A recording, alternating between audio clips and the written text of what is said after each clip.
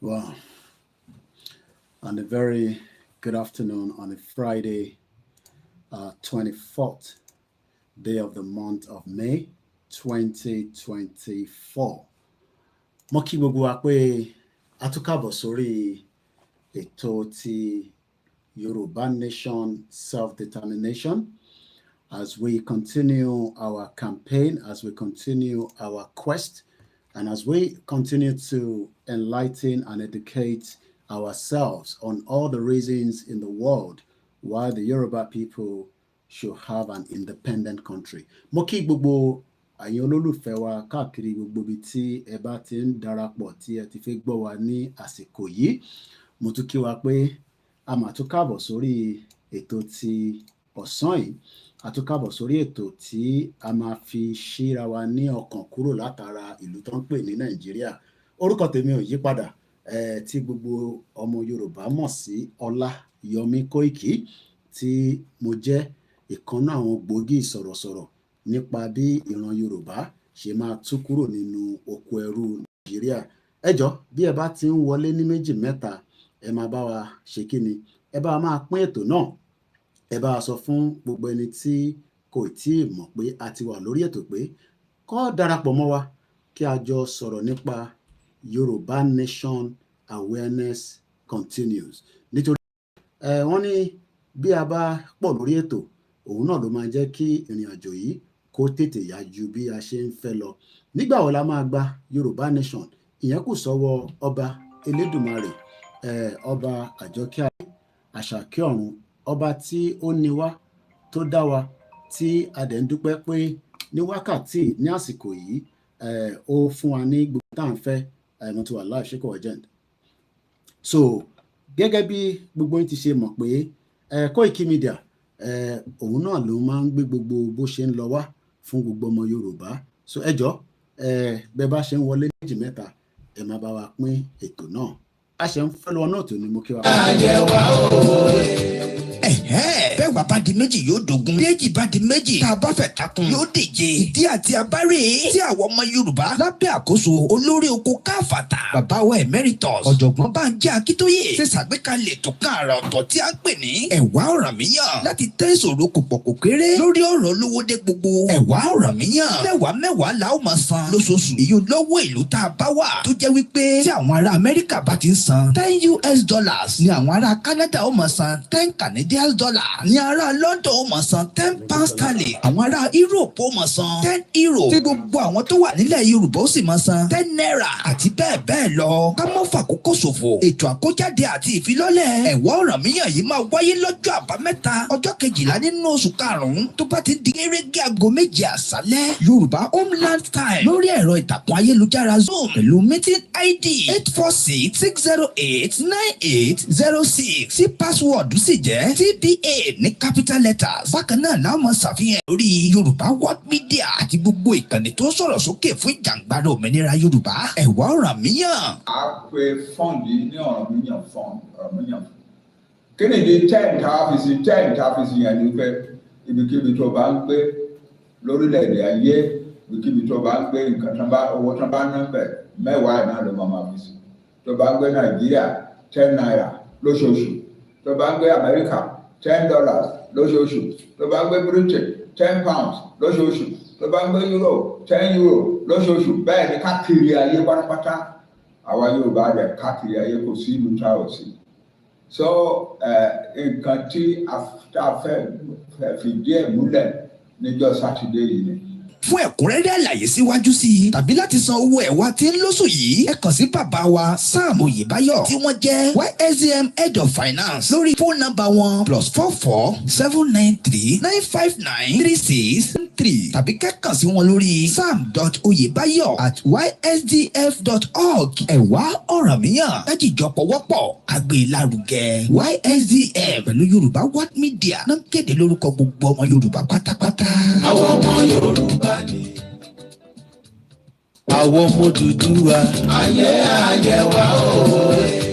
Bẹ́ẹ̀ wà bá di méjì yóò dogun. bí èjì bá di méjì tá a bá fẹ̀ takun yóò díje. ìdí àti abárè tí àwọn ọmọ Yorùbá lábẹ́ àkóso olórí oko káfàtà bàbá wa emeritus ọ̀jọ̀gbọ́n Bánjí Akíntóyè ṣe ṣàgbékalẹ̀ ètò kan àrà ọ̀tọ̀ tí a ń pè ní ẹ̀wá Ọ̀rànmíyàn láti tẹ́ ìṣòro kò pọ̀ kò kéré lórí ọ̀rọ̀ olówó dé gbogbo. ẹ̀wá Ọ̀rànmíyàn mẹ́wàá la ó máa san lóṣooṣù. èyí lọ́wọ́ ìlú tá a bá wà tó jẹ́ wípé tí àwọn ará Amẹ́ríkà bá ti ń san $10 ni àwọn ará Canada ó máa san $10 ni ará London ó máa san £10. àwọn ará Europe ó máa san €10 tí gbogbo àwọn tó wà nílẹ̀ Yorùbá ó sì máa san $10 àti bẹ́ẹ̀ bẹ́ẹ̀ lọ. ká mọ́ fàkókò ṣòfò ètò àkójáde àti ìfilọ́lẹ̀ ẹ̀wá Ọ̀rànmíyàn yìí máa wáyé lọ́jọ́ àbámẹ́ta ọjọ́ 12 nínú oṣù karùn-ún tó bá ti di gẹ́rẹ́gẹ́ aago 7 àṣálẹ́ Yorùbá Homeland Time lórí ẹ̀rọ ìtàkùn ayélujára Zoom pẹ̀lú meeting ID 846-608-9806 tí password sì jẹ́ TBA ní capital letters. bákan náà la máa ṣàfihàn lórí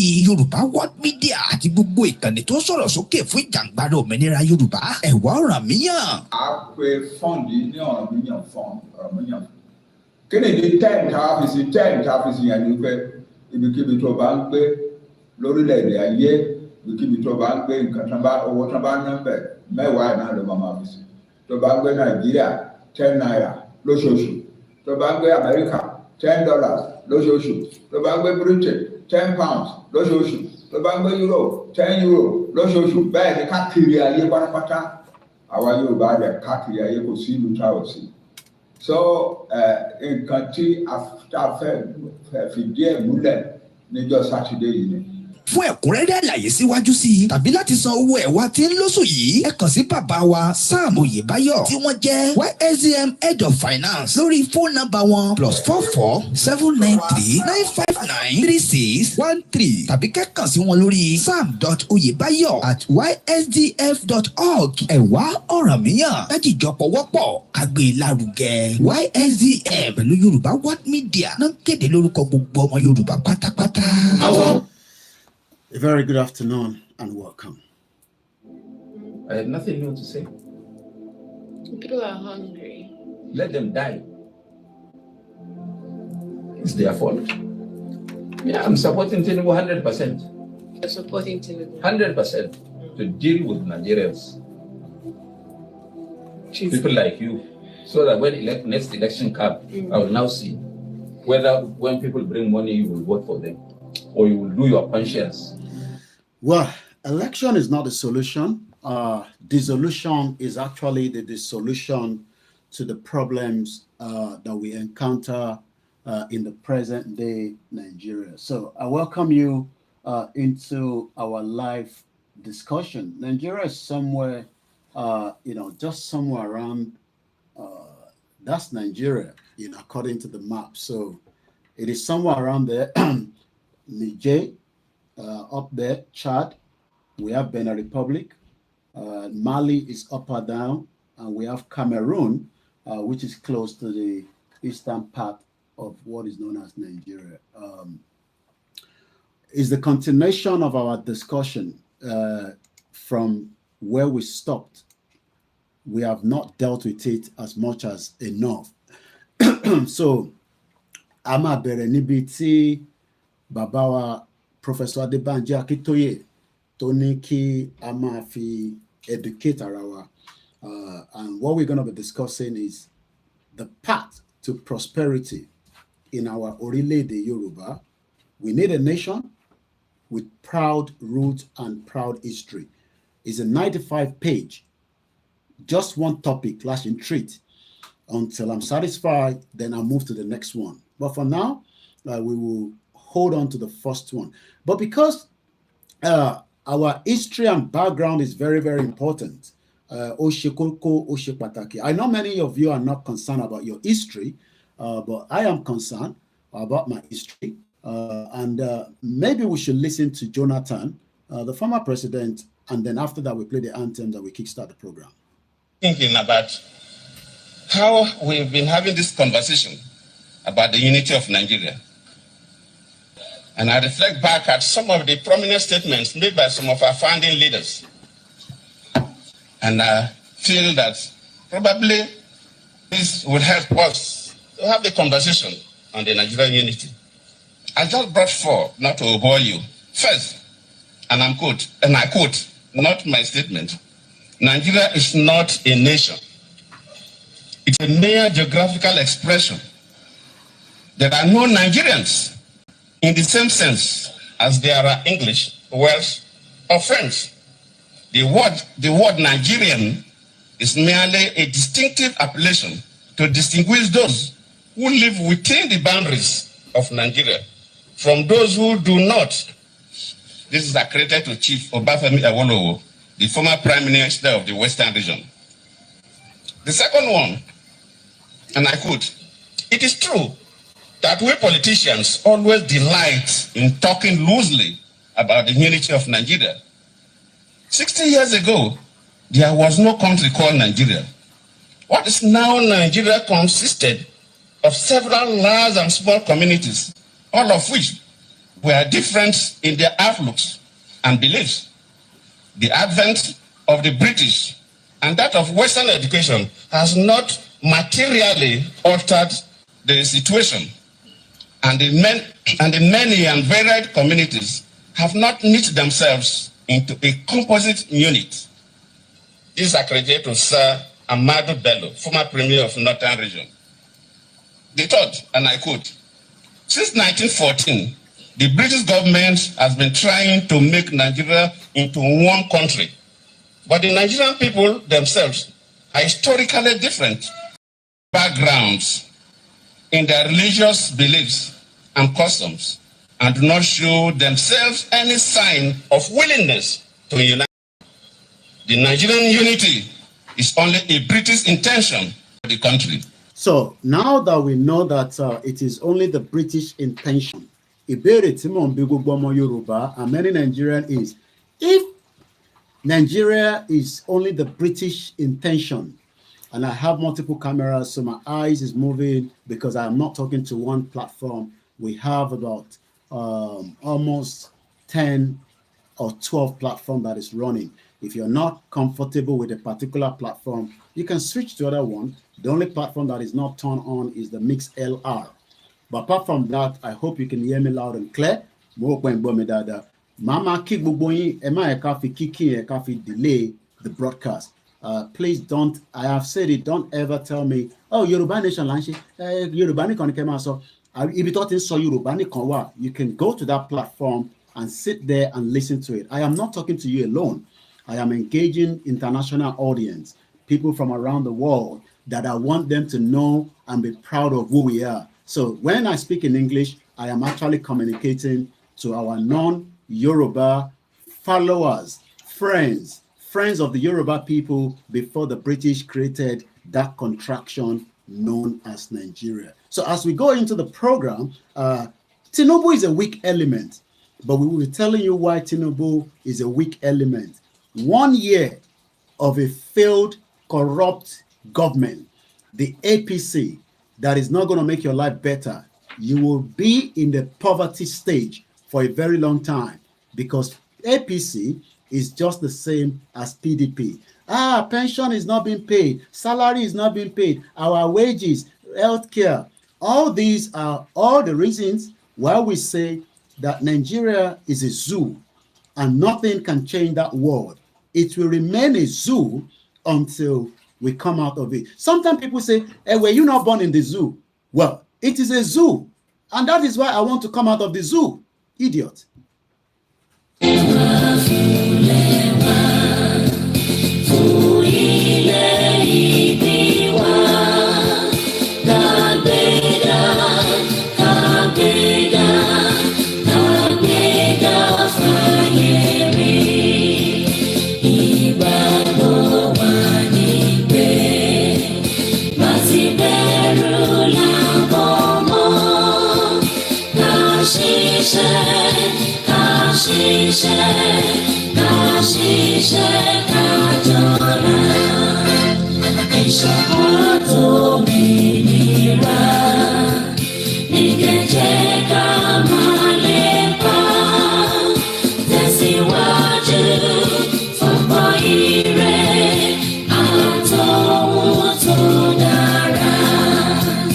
Omo Oduwa dìde.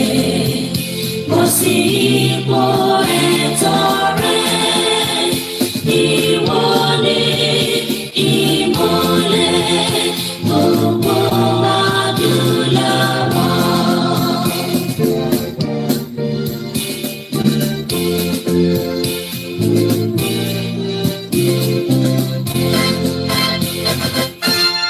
Mo kí gbogbo àwọn mídíà wa, mo kí ọmọ Odùduwà mídíà, mo kí gbogbo ẹ̀yin tí ẹ ti darapọ̀ mọ́ wa, mo kí gbogbo àwọn Koikimedia team. The Yoruba people are non-violent people, and that is the beauty about this movement. Majority people thought that Igboho would have started killing many Yoruba people or giving us order to destroy homes and properties and turn Yoruba land into a bloodshed. But Igboho said, no.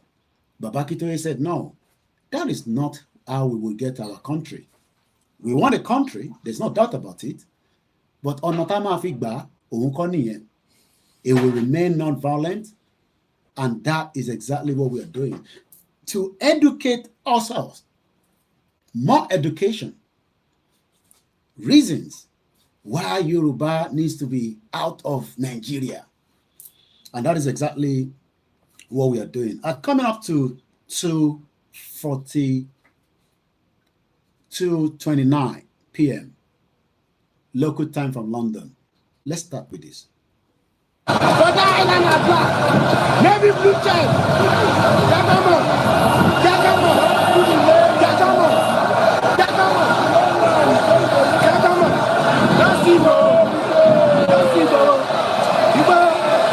You are confused. The love is too much. The love is too much. The love is too much. The love is too much. The love is too much. Let's go. Moki Babawa, Professor Adebanji Akintoye, the leader of the Yoruba Self-Determination Group. Moki Gbogbo Egbe, Moki Gbogbo àwọn tí wọ́n believe in the leadership of Professor Adebanji Akintoye. Regardless of what people say about him, he's more like highly intelligent with the background of the history. So when people say, well, we don't believe in his leadership, for those that doesn't believe in his leadership, wọ́n lè dàbí Baba Akintoye. Baba tí wọ́n gan kò dàbí Baba Akintoye at 89. Most of them, Baba wọn ò ṣe rí. Baba wọn àti ìyá wọn ò ṣe rí. Ẹlòmíì ó gbé at 89 ó ti gbé ìyẹn pamọ́. But because we have people that have turned into monsters from what Nigeria has created, they are hoping that one day they will become successful in the corrupt system. Like I said, I will not be mentioning names because of the time that I have. I'm trying to figure out, where should we start from? Where should we pick the conversation from? Let's go back to that particular. We Yoruba are a nation with proud roots and a proud history. Kí ló ń pè ní roots? Kí ló ń pè ní history? Oh, you want to throw away your history and your roots, ìpínlẹ̀ ibi tó ti wá, because of the politicians that will, at some point, they will die. But the Yoruba as people will not die. That is what we are trying to save. So your politicians are trying to save Nigeria. I'm even hearing the news. I've not seen it yet, but I'm hearing the news that they want to change the Nigeria national anthem.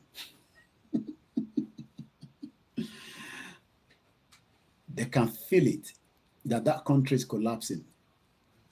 I don't know how far that is. Maybe I should even check, because I was hearing that they want to change the Nigeria. But I want to pass any, but I want to pass law yet. But there is a news about the Nigeria national anthem. Okay.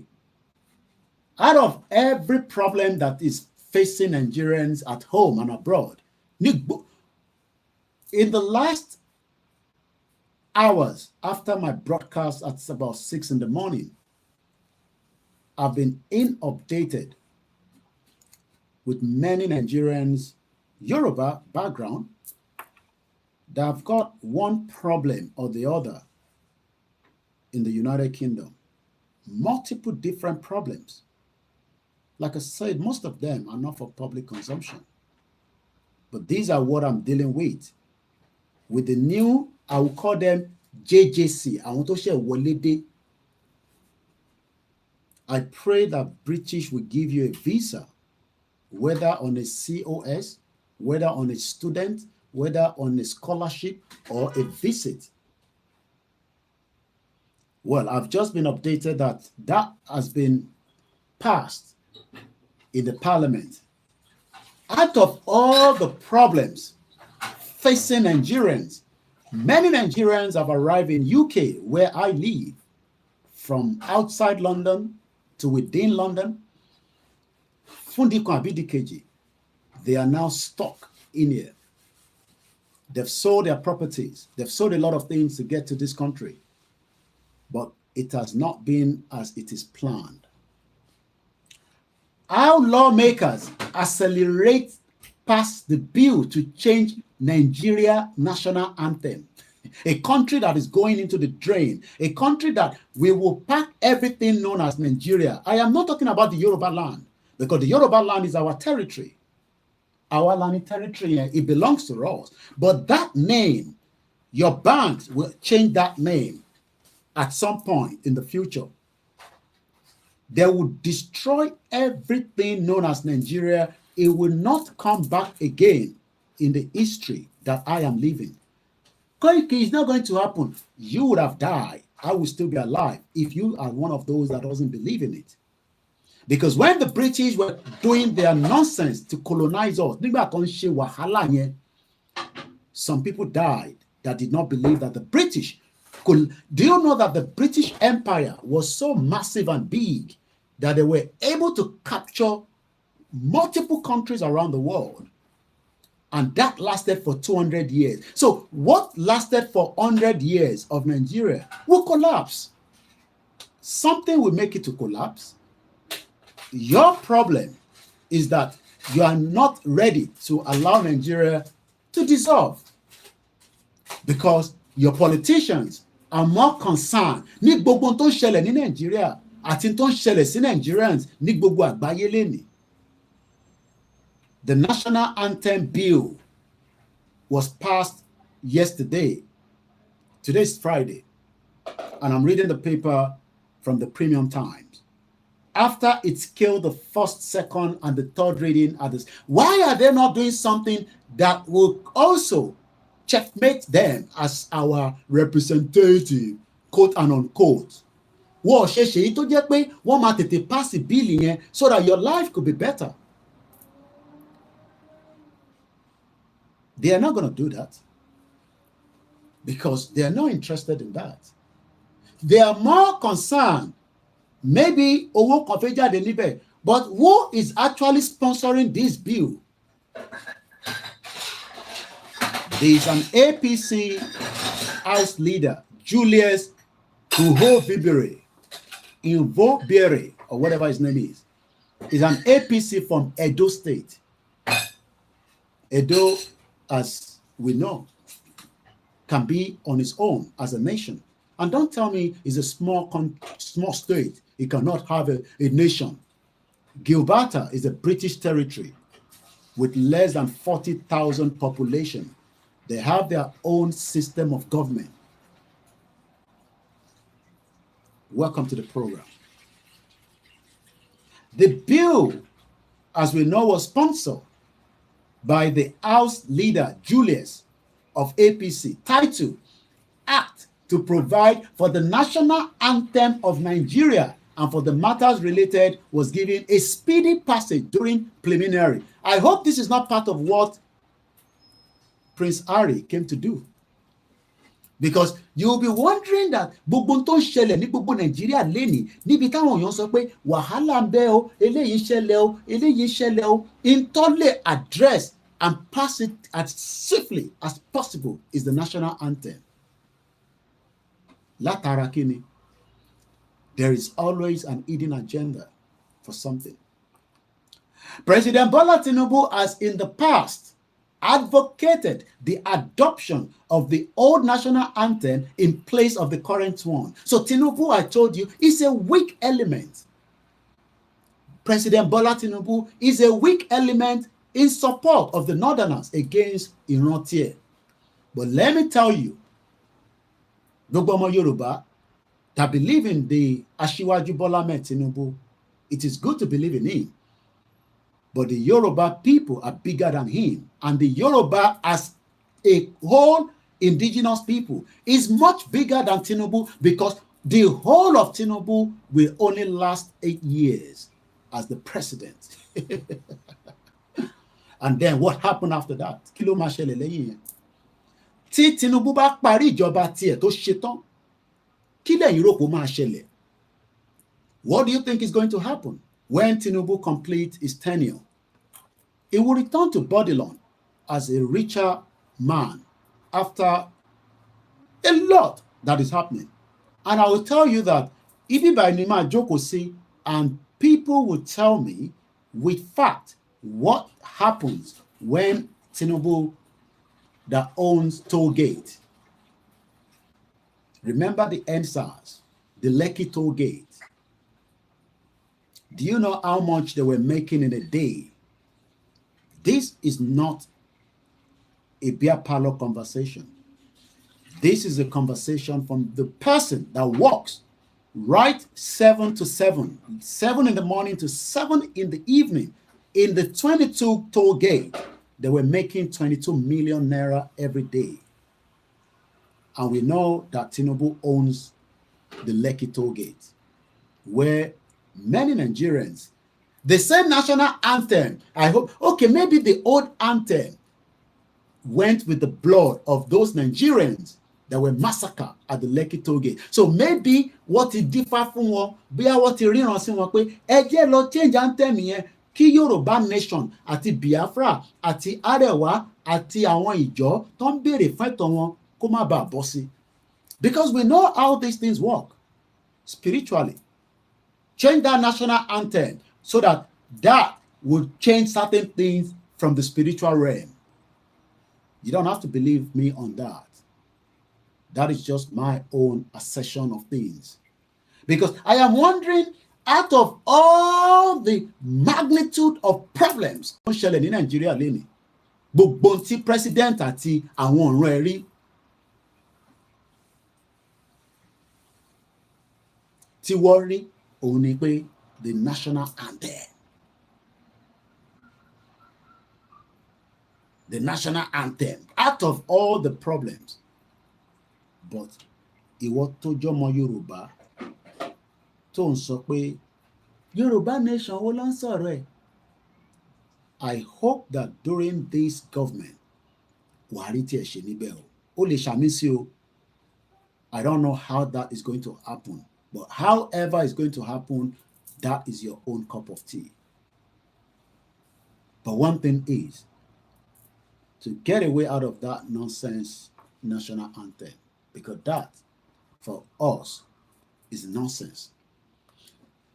Níbi táwa fi ẹ̀mí wa sí today is Yoruba exit out of Nigeria. And it's going to happen. It will happen.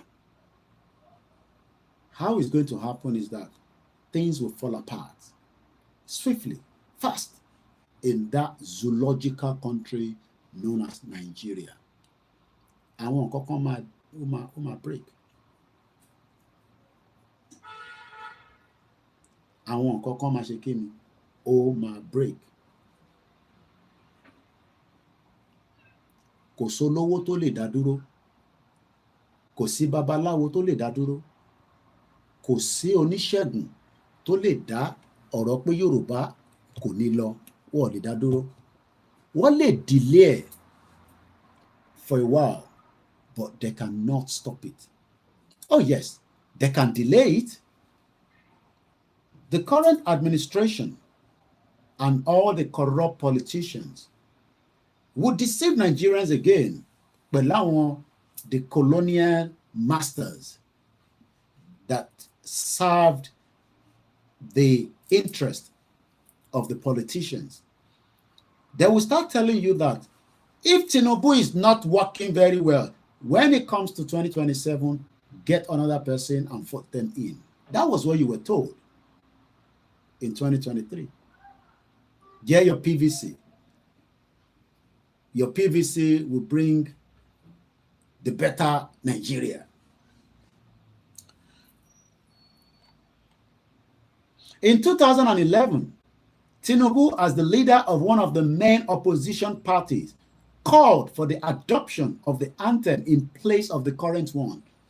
I don't know which one was the old one, apart from the one that we all read from primary to secondary school.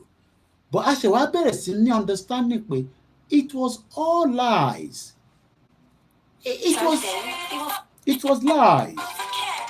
For them to have told us that Nigeria was a country, it was a lie. But our money, because when your history has been taken away, how do you know the truth from the false? Nígbà tí wọ́n bá ti gbé irọ́ tó jẹ́ pé irọ́ kàbìtì lọ́pa fún wa for over 63 years. Báwo ló ṣe fi wá tẹ̀ mọ̀ pé èyí táwọn ilé náà sọ irọ́ ni? And that is where many Yoruba people are not interested. Not that some are not interested. Majority are interested. But Thomas Soro nínú Nigeria, they know what the government and the corrupt politicians would do. Somebody called me and said, Mr. Koiki, this was today. If you were in Nigeria, you are likely to have been killed or you are likely to have been taken into the custody. Because ọ̀rọ̀ tó ń sọ jáde lójoojúmọ́ yìí fún àwọn Nigerians, ó ní wọ́n lára, but ikú kan ṣe fáwa, and you will not get me in Jesus' name.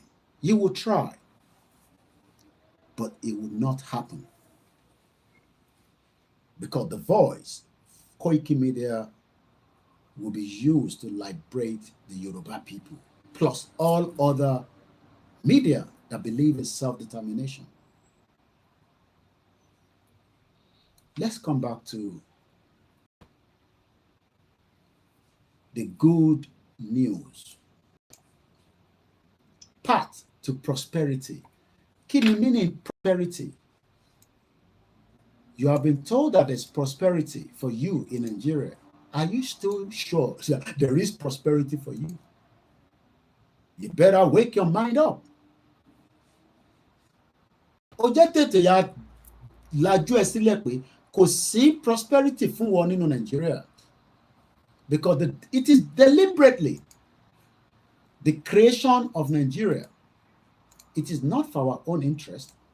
So, kí ni meaning the word prosperity? What is the meaning of this word? Prosperity. P-R-O-S-P-E-R-I-T. Prosperity. The state being prosperous. Prosperity is the flourishing, thriving, good fortune, and successful status. Prosperity often produces profuse wealth, including other factors which can profusely wealth in all degrees, such as happiness and health. No, Nigeria is the most happiest people in the world. Stop telling lies. We are the most happiest people in the abject poverty, the insecurity. Your life means nothing to your government. Ṣé mọ̀ pé life yìí kò ní value fún Nigerian government of President Tinubu and the APC and the PDP that were there. The PDP spent 16 years. Your life was as useless as the tissue paper in my toilet. That is why most of you are struggling today. Because government ò rí yín as people. That is why we say Nigeria is a zoo. Because you will expect that the zoo should respect animals and give animals their rights. You dare not mistreat animals in the European country. You will not. You dare not. Kí lorúkọ bọ̀bọ̀ tó fi ẹsẹ̀ gbá ológbò tó ń gbá football? Ẹ wo bó ṣe fi ayé ẹ̀ tó fi ta kite nígbà tó ṣe. Kò mọ̀ pé wọ́n fídíò òun. Ó kíkì ológbò yẹn ni wọ́n wọlé tó dẹ̀ pa nínú ilé Ìgbòho because wọ́n believe pé ibẹ̀ ni agbára Ìgbòho wà. Because somebody gave information pé bàbá ti fẹ́ mú olóyè Ìgbòho agbára yẹn inú ológbò yẹn ló wà, ẹ kọ́kọ́ pa ológbò yẹn. And the cat was killed and taken away. Okay, I'm told that his name is Zuma. He plays for West Ham in East London. Ládùúgbò wa tẹ̀lé wà. Okay, ẹ mọ̀ pé mi ò wo football. Ó fẹsẹ̀ gbá ológbò. Wọ́n make sure pé wọ́n destroy. I don't know whether he's still playing football, but òun gan mọ̀ pé ológbò yẹn ni ọwọ́ wọlé wọ́n dẹ̀ pa. And Yoruba people are happy. Ṣe bá sọ pé kò lágbára. Nígbà tó ń bọ̀ kó lágbára kí ló sá? Ẹ gbọ́ ọ̀rọ̀ ọ̀dẹ̀, ẹ gbọ́ àwọn ọ̀rọ̀ mùgọ̀ táwọn kan tún sọ. Wọ́n náà ṣì ń gbá football, all right. So, we have been able to identify what Baba Akintoye is trying to let me pass to you. Wọ́n ní part ọ̀nà. A ti wà lójú ọ̀nà Nàìjíríà for 63 years. Wọ́n ní tíwájú ò bá ṣe lọ. Ẹ jẹ́ ká padà sẹ́yìn. Ibi tí a ti ní problem nìyẹn. Mo kí ọba Bariga. Kábíyèsí, mo kí yín dáadáa. Ẹ kú àbẹ̀yẹ̀wò. Àwọn yẹn lọ bá. No. Ọba ni bàbá yẹn. Kábíyèsí Elédùmarè o. Atótó ayé o. Ọba Jagunmolu Palace in Lagos State, the famous royal palace of the sitting king of Jagunmolu III of Bariga, Shomolu, His Royal Highness Ọba Gbọ́láhàn Akiba Timson. Àwọn yẹn ni àwọn ọba tó ń sọ̀rọ̀ pé ìran Yorùbá gbọ́dọ̀ bọ́ nínú oko ẹrú. Kí ló dé? Kí la ṣe? 1914 amalgamation wọn ló ti expire. Kí ló dé? Ta la ṣẹ̀? The 1914 tóyìnbó fi kó gbogbo wa papọ̀. Brother mi kan pè mí, wọ́n ní Mr. Koiki, we are backwards in Yoruba land. Ẹlòmíì rò pé torí pé òun rí iná díẹ̀díẹ̀ lò ní vicinity ẹ̀ because big boy ni the elite ọmọ Yorùbá tó ń ṣiṣẹ́ tó ń make owó tó ń ṣe pé ó ń fa drugs ó ń lo ó ń fọwọ́ pawọ́dà. Ó wá ti ní air condition, ó ti ní mọ́tò kékeré kan, Ọlọ́run kẹ́ nínú Nàìjíríà. Ó wá ní kí ni wọ́n Yorùbá ló ń sọ̀rọ̀ nípa ẹja máa ṣe Nàìjíríà lọ wèrè because kò lè ní understanding pé history ìran ẹ̀ ló ń parẹ́ lọ díẹ̀díẹ̀ yẹn. The more you are saving Nigeria, the more your history is taken away. You don't have to believe me. Ó ní láti gbà mí gbọ́. Èmi ò ń ṣe pastor ẹ̀, mo dẹ̀ ń ṣe imam, mo dẹ̀ ń ṣe babaláwo. All I'm saying is that we have something. Tí Ọba Bariga, the Jagunmolu III of Bariga, the Royal Highness Ọba Gbọ́láhàn Akiba Timson, tí mo ṣí fìlà fún bàbá. Àwọn bàbá tó mọ history pé ìran Yorùbá, ìran wa ò gbọ́dọ̀ kú. Because the moment your lineage is gone, èdè bá ti kúrò, gbogbo òyìnbó tá à ń sọ nínú Nàìjíríà, nílẹ̀ Yorùbá, ó máa pa ìran ẹrẹ́ tá a bá tètè dìde sí. Àwọn kan wá dìde, olóyè dìde, gbogbo ọmọ Yorùbá dìde. Wọ́n ní enough is enough. Àwọn Yorùbá kan ní no, ẹ jẹ́ a jẹ́ kí wọ́n máa ṣèjọba Nàìjíríà lọ, kí gbogbo wa wà nínú ẹ̀. Àwọn kan tẹ̀ tún suggest pé ká lọ ṣe party, political party, ká lè fi mú establishment Yorùbá jáde kúrò. Nígbà tásìkò bá tó, wọ́n ní fùrọ̀ máa là nígbà tó bá lọ ṣe gá nínú mo kí gbogbo alẹ́ nǹkan sí. Ẹ má bínú pa nílé máa dárúkọ. There's no time for that sometimes. And I know the reason why, because it will take us away from a serious discussion. Mo nọ́rọ̀ Yorùbá nation kò kí ń ṣeré rárá, kò ń ṣe ta mama nígbà yes nǹkan kan lè má ṣe fẹ́. It is a serious important matter. Tó jẹ́ kí wọ́n máa béèrè lọ́wọ́ ẹ pé níbo ni ìran Yorùbá gbọ́dọ̀ wà àti pé níbo la wà nísìn. What is the gain from the contraction known as Nigeria? Ǹjẹ́ orí prosperity látijọ́ tó ti bí wọ́n sínú Nigeria? Àti pé tí wọ́n bá wá rí prosperity, ǹjẹ́ ìran tó ń bọ̀ in another 500 years, because you will all die including myself, but kọ́nà fún alẹ́ ní gúngùn ká dàgbà ká dògbó. Why are you being selfish about you? Kí ló dé tó jẹ́ pé wọ́n nìkan ló ń wà selfish nípa tiẹ̀ nìkan? Kí ló dé tó rò tàwọn tó ń bọ̀ lọ́jọ́ ọ̀la? In tó yẹ ká máa rò nìyẹn. Àwọn tó ń bọ̀ ní ẹ̀yìn wa, how are they going to survive in this madness created by the British known as Nigeria? That should be our main concern and priority. But ìwọ tó tẹ̀tí rí prosperity.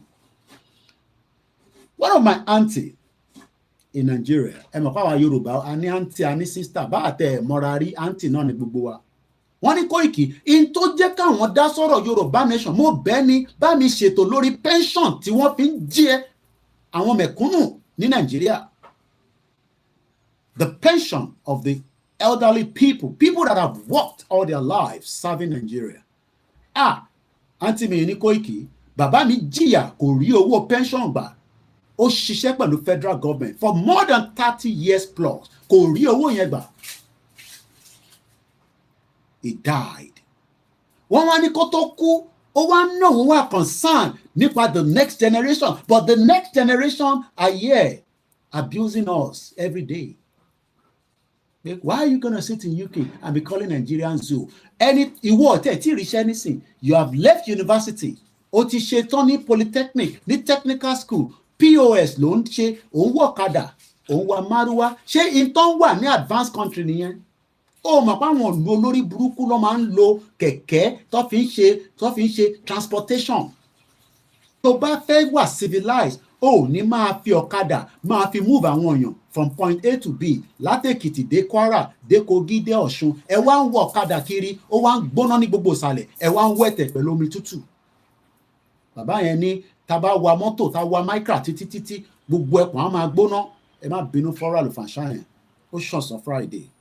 Mo kí gbogbo ẹ̀yin olólùfẹ́ wa ẹ jẹ́ mùsùlùmí. Ìjà Yorùbá nation, àwọn kan wà tán jàjà ìsìn kò ń ṣe lórí platform yìí. This platform love and respect every religion that you believe in, because religion kan lára nítorí ẹ̀jà. Mò ń jà nítorí ìran tèmi ni, èmi ń jà nítorí ìran tèmi, èmi ò mọ tí wọ́n ń jà fún. Tá a bá tẹ mọ̀ nípa Nàìjíríà tẹ́lẹ̀, gbogbo ilé ìta wa ń gbọ́ sétí pé àní Nàìjíríà kò kí ń ṣe country. Why is that proving to be good for you? Because etí ẹ ti di òfin gbọ́ ni, kò ń ṣe pé o mọ̀ gbọ́, o kò wà in denial pé ó ṣe lè jẹ́ Koiki yẹn lá máa sọ̀rọ̀ Yorùbá nation, kò tí ì dàgbà tó bóyá bí àwọn bàbá 80 tí wọ́n ti fail tí wọ́n sì ń believe in one Nigeria, àbáwọn ìyá 70 tí wọ́n ò rí pension gbà. Ìyá tó rí pension gbà ní Nàìjíríà tá à ń sọ̀rọ̀ Yorùbá nation, ó tún sọ pé Yorùbá nation lè bọ́ sí. Àǹtí mi wá sọ fún mi pé bàbá tó bí òun lọ́mọ died without collecting his pension. Can you imagine? The same pension ní Tinubu government of APC ó tún fẹ́ lọ tọwọ́ bọ pension tàsìkò yìí. That means that àwọn bàbá ẹ, àwọn àǹtí ẹ, àbí ìwọ tó ṣe ń ṣiṣẹ́, wọ́n ti fẹ́ gbé pension ẹ lọ fi ṣe coastal railway project àbí coastal road láti Calabar lọ sí Lagos. Project tí kò wọ́n parí Lagos Ìbàdàn expressway, wọ́n fẹ́ bẹ̀rẹ̀ project láti Èkó lọ sí Calabar. Kí la fẹ́ lọ mú ní Calabar? Kí ni business wa pẹ̀lú Calabar? You can see the real madness in that zoo. Èmi ò mọ tí wọ́n believe in. Ìran tèmi lèmi torí ẹ̀ ṣe gbogbo wàhálà yìí fún. Kọ́lọ́n dẹ̀ san mí lẹ́san, k'Elédùmarè san mí lẹ́san fún gbogbo ìjàmbá ṣe. That's all. Èmi ò ní ìdẹ̀san lọ́wọ́ anybody. But wọ́n ní tó bá ń kọ ìtàn Yorùbá, wàá máa kọ èmi náà mọ̀ pé arákùnrin kan wà níjọ́kíjọ́ tó bá bọ́ sí lágbára Elédùmarè, ìyẹn kù sọ́wọ́ Ọlọ́run whichever of the God you believe in. Koiki Yoruba Nation, my boss, you continue with your own awareness and evidence that Nigeria is not meant to be won. That's all. And when the right time comes and everything is right, everybody will know. For now, it's all about education, awareness. Koiki wọ́n gbọ́ wá, ìwọ náà tó sọ pé wọ́n gbọ́, lọ bá wa sọ fún ẹni tó gbọ́ pé ìjọ ti gbọ́ pé kí ni pé ìran Yorùbá ti dìde wọ́n násìkò tó mo kí gbogbo àwọn ọba tí wọ́n dìde tiwa. A ní kí ni meaning Prosperity. Prosperity. prosperity. It's not wealth pé kó lówó lọ́wọ́ kó kọ́ tẹ̀ jí láàárọ̀ káyé ẹ̀ má máa já pé tó bá jáde nísìn tí dánfó tó wọ̀ bá gbé gbàs within 8 minutes maximum ambulance dẹ̀ máa gbé ẹ kúrò ńbẹ̀ tó bá le kókó helicopter máa park wàá máa gbé ẹ lọ wọ́n ní máa béèrè pé ǹjẹ́ olówó ká tó tọ́jú ẹ. Many Nigerians have died for the negligence of system that failed them. But the same Nigerians are having hope that one day everything will change. I am not one of those anymore. So we're going to go straight to the conversation. Prosperity. ORILEEDE YORUBA. 30 people were crushed by a lorry in Owerri. Àwọn tó ń gbé ní ọ̀nà ọbẹ̀ wọ́n ní Koiki, help us to talk about this one. 30 people were crushed in Owerri just last week, Saturday. There will be another one this weekend. It is not a cause. It is because the system is not put in place to safeguard the lives and properties of millions of Nigerians. So Nigerians are just waking up and then they pray to God and say, God, just protect me. In a country that has abundance of wealth, prosperity, but that wealth is not translate, transfer, whichever one you want to use. Wọ́n gbé wealth yẹn, wọ́n gbé fún ọmọ Yorùbá, wọ́n gbé fún ọmọ Igbo, wọ́n gbé fún ọmọ Hausa, wọ́n gbé fún àwọn mẹ̀kúnnù, wọ́n gbé mọ́ra wọn lọ́wọ́, wọ́n wá gbé sígbà àyà. Àwọn anúdà, ẹ̀yin tẹ́ sọ pé ẹ fẹ́ dìbò, ó yẹ gba díẹ̀ náà ẹ̀, àwọn fún yín ní peanuts. And I know Yoruba people, wọ́n wò mí báyìí nísìnyí. They are waiting for 2027 so that they can get something that will only last them for 3 weeks. Some of them face cap. Wàá máa wá béèrè pé ṣé ìyá aṣọ ń jẹ yín ni? You might as well go to Itoku in Abeokuta kẹ́ lọ ra àwọn aṣọ tó dá báyìí. Kẹ́ máa wọ̀ sí ara. Tó bá lè wọ t-shirt tọkọ̀kọ̀ APC sí lára. APC t-shirt tó máa wọ̀ dóṣòdì tó máa nà ẹ́ lẹ́gba. Mad people all over the place. And we are here talking about the history and the roots of the Yoruba people as part of the exit plan. Some say, no, we don't want that. Koiki, no, we don't want that. I've even been given a better dictionary meaning. Prosperity means having success, wealth, and abundance in various aspects of life. It does not mean money. But I have prosperity because I know that the system has been put in place to give me the wealth. If something goes wrong, I know who to contact without looking for the help on the social media. But majority of Nigerians today, they are dancing naked on TikTok. Oh yeah, the power tap. Oh yeah, give us gun. In a country that has abundance in Yoruba land, in the southeast, in the middle belt, in the north, there is abundance for everybody. But the abundance is not circulated because the West does not want you to be rich.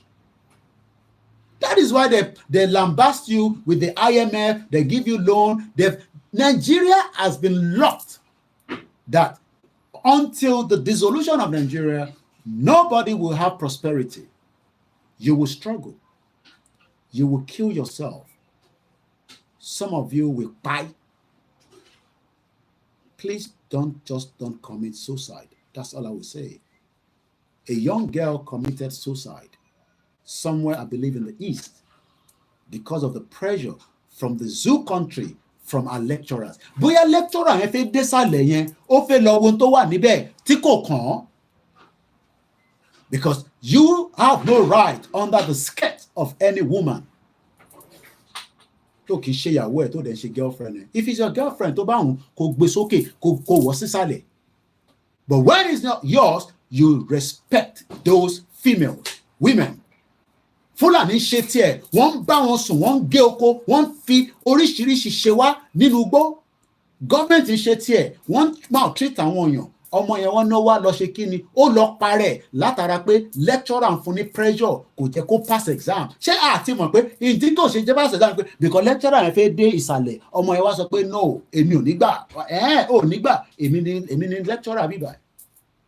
Who do you complain to? Èèyàn kan pè mí, whether I believe it or not, ó náà ti wà ní prison. Ọmọ Yorùbá, for the last, only God knows. Ó sọ fún mi, I don't have to believe it. But I want a system that if you commit crime, let that crime, like Deizani, Alice Madueke, she's not yet found guilty, so I'm going to be very careful. But she has been found dipping her hands in a corruption case that has now been brought into by the National Crime Agency. I saw her at the court. She will be appearing next year. Until then, we will know whether she will be found guilty of that crime. But she would have to prove that she did not dip her hands in the system where corruption was captured. And for the National Crime Agency to tell you that you have done something, let's just hope that she has not done it. But ọ̀rákùnrin pè mí, ó ní Mr. Koiki, ó ní wọ́n ní ajálè, èmi dẹ̀ kọ́ ni mo jalè, mo yáyàn ní mọ́tò mi ni, wọ́n wá lọ fi ṣe jàǹbá ní Ìbàdàn. Ìdí ìrókò lòun wà, àwọn tó ń ṣe fàyàwọ́ business ni. Eventually, it was captured. Casey, how hange? Oh no, one in prison. Prison ló ti ń communicate pẹ̀lú mi. As of today, I have the voice now. I am not here to defend criminals. If you commit crime, the law should go after you. But how many innocent Nigerians, your friends, your families, your neighbors that have been kept in Kirikiri all over Nigeria, is Nnamdi Kanu a criminal? I'm asking. Because Yoruba people like that. Nnamdi Kanu, is it a criminal? What is he asking for? Wole Soyinka said, and I quote. Let's go to that before we move further. Wole Soyinka, our respected man, Akinwande Oluwole Babatunde Soyinka, 89 years old, same age bracket with Babakitoye. He knows that Yoruba people should exit Nigeria.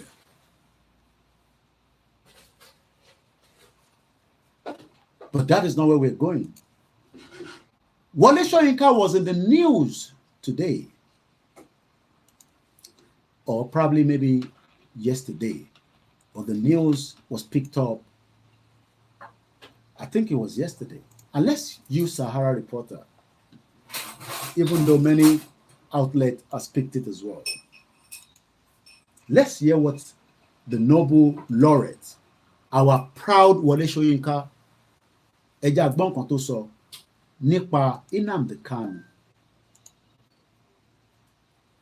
I am not here to sell Igbo to you. If you hate them, they hate you as well. We hate each other. Let's go separate ways. But the argument is, what has he done?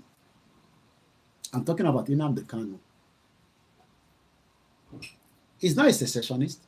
Don't listen to that Reuben Abati and all these nonsense medias in that zoological country you call Nigeria that will tell you that they are separatists. When the military were committing crime against Nigerians by doing coup and killing many Nigerians, nobody saw it. But when the Yoruba people came out and said, we want self-determination, oh no, there must be secessionists. They want to hijack the government. No, we are not hijacking the government. We are negotiating with the government. It's entirely up to President Tinubu to listen, to accept, or say no. He has up to June 15 to come back to us on our letter to him. That is the normal process, and that is what is called diplomacy. While we continue to negotiate, but Wole Soyinka is asking a question.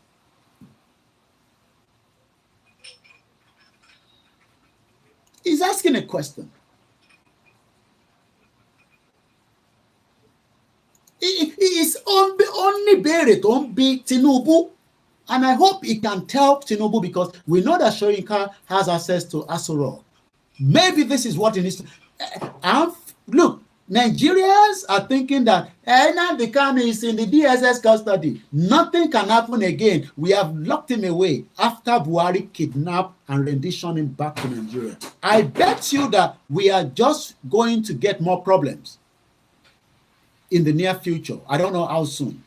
Continue to say, just they do online, nothing will happen. I pray that nothing happens. But Wole Soyinka say Nigeria is making a mistake. One ṣe, and I pray every day. Gbogbo tí Nàìjíríà máa ṣe tó máa ṣe àṣìṣe tí ọmọ Nàìjíríà náà máa fi dìde pé à ń bèrè ẹ̀tọ́ wa wá dẹ̀ kojú kọ ìjọba. Ìyẹn lèmi gbàdúrà lójoojúmọ́. I don't pray for the progress of that messed up country called Nigeria, because it will never be progress. There will never be prosperity. That is why Yaya Bello can take $720,000 out of the government of Kogi State that doesn't have much and then pay it to an American school in Abuja, and Nigerians are just sleeping there and waiting, and they will be commenting. That is all we can do, because that is the only thing you can do.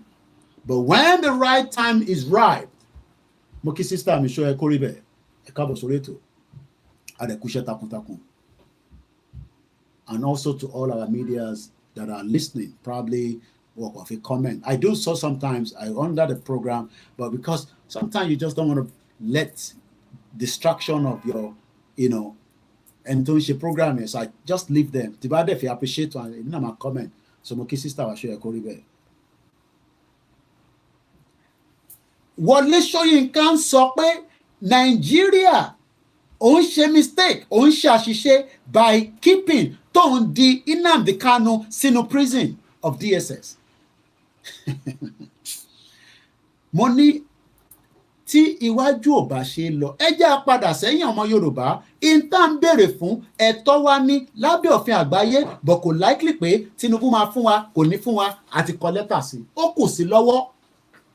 And we will keep the awareness going, and we keep it moderate, non-violent, and we have started for a very long time. Ọmọ Yorùbá rò pé Ìgbòho máa ti wọlé àti bànkan jẹ́, ó yá Koiki, ó yá ẹ máa bànkan jẹ́. No. Oh yes, my utterances are very high, because I am preparing your mind for another day and another time. But for now, we are still having a discussion.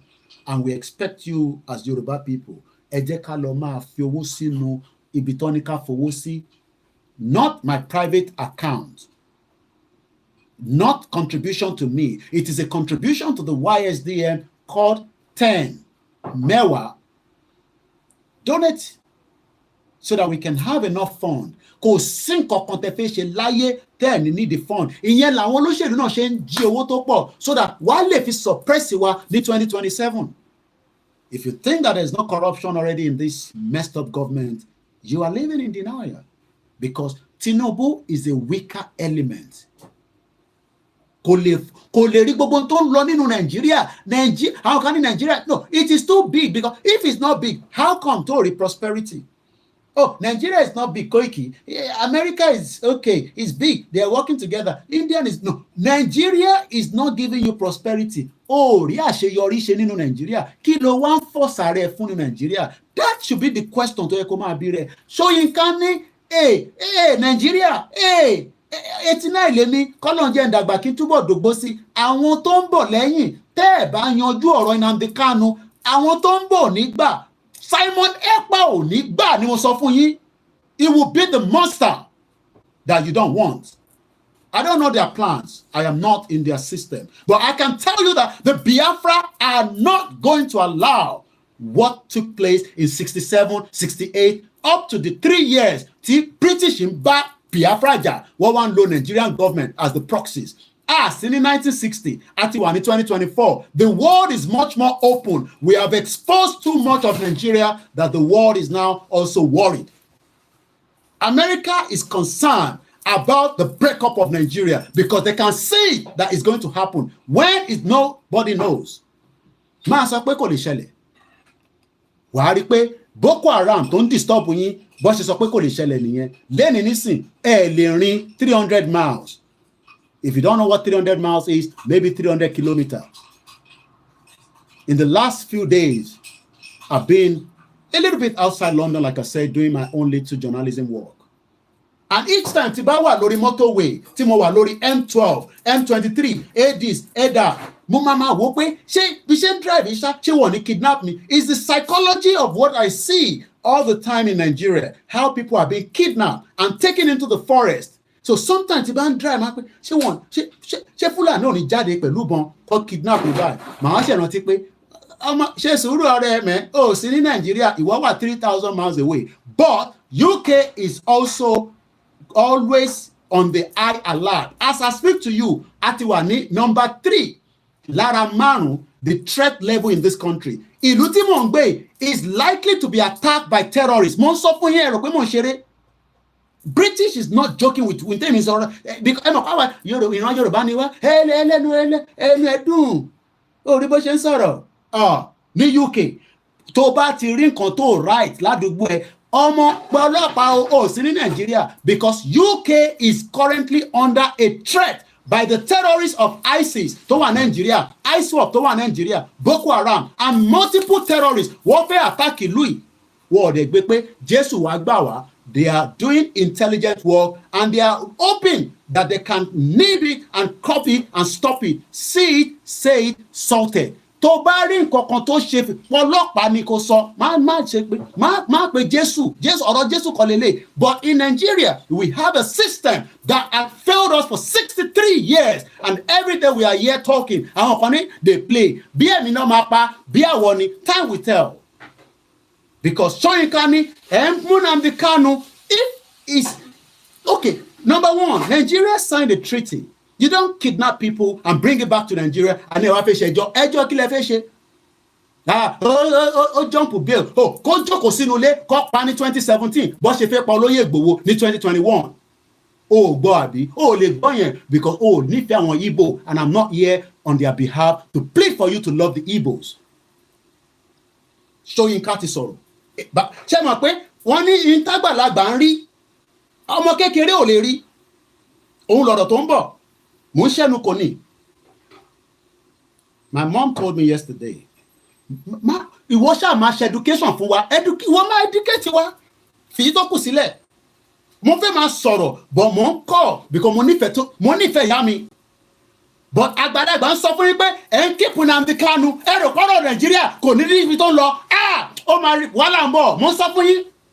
Soyinka sọ èmi kọ́ ni mo ń sọ Soyinka ní keeping Nnamdi Kanu is going to bring problem to Nigeria. Ẹ tẹ̀ sí kọ́kọ́ bá sọ̀rọ̀ náà kátà ẹ̀gbọ́n bí tó ń lọ. Ẹ ń sọ pé dey play ó wà lórí TikTok gbóòs tó bá délẹ̀ báyìí ọlọ́mọ nírọ́mọ mọ́ lọ bèrè lọ́wọ́ Palestinian. Over 38,000 people have been killed by Israel. Over 83,000 wọ́n wà nínú ìlà ìlò òun sọ pé kò ní ṣẹlẹ̀ dey play.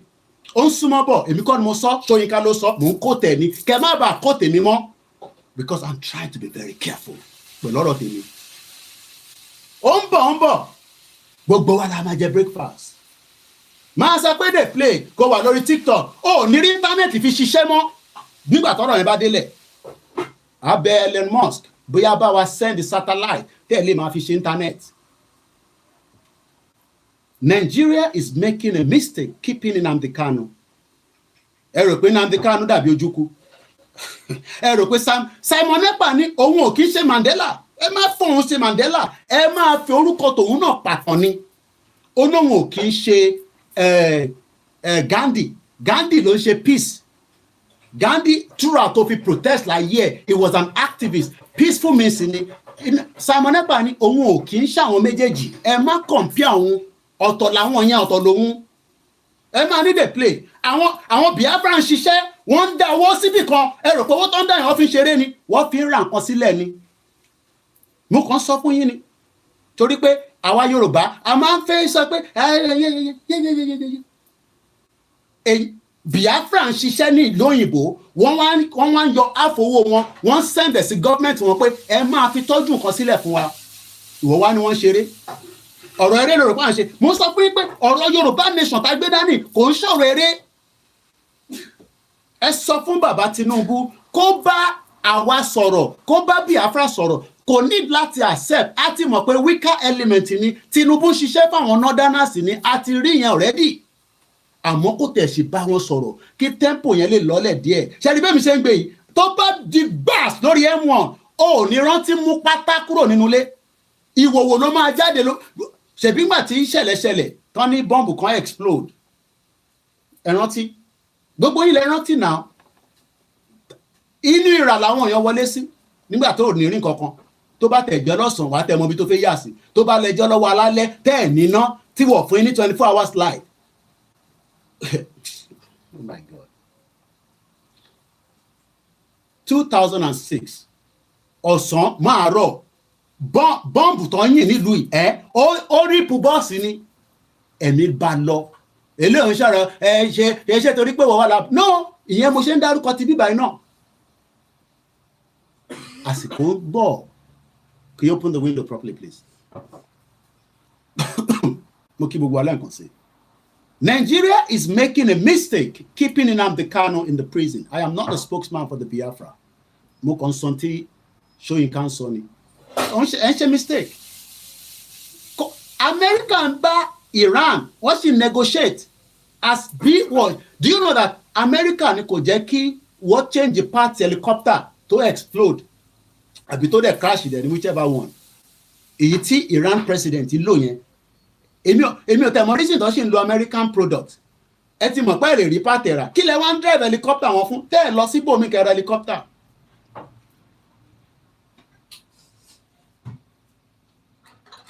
So some are blaming America because like in 1979 after the Iranian revolution tó o bá mọ̀ tó ń pè bẹ́ẹ̀ go and Google it Iranian revolution of 1979.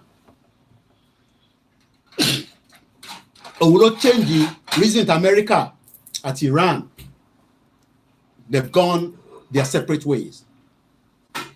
But I am not here to discuss that.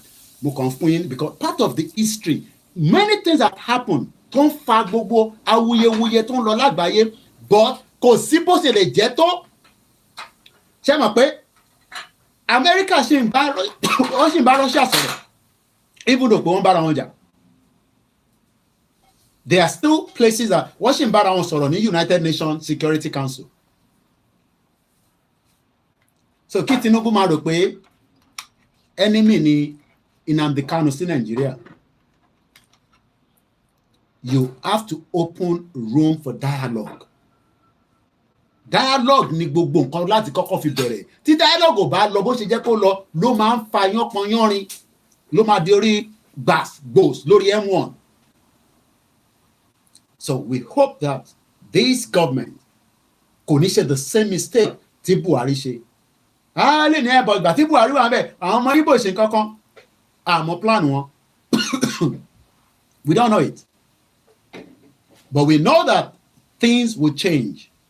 So let's read a little bit before we go into the conversation. Professor Wole Soyinka, Nnamdi Kanu was extraordinarily rendition to Nigeria from Nairobi ní June 2021 tó bá di June 2021 June 2024 22 23 24 á di ọdún mẹ́ta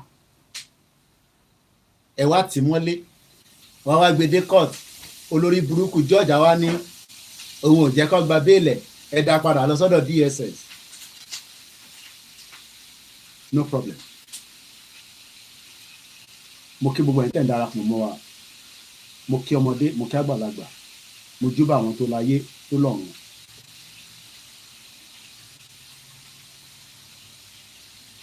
What kidnapping Nnamdi Kanu?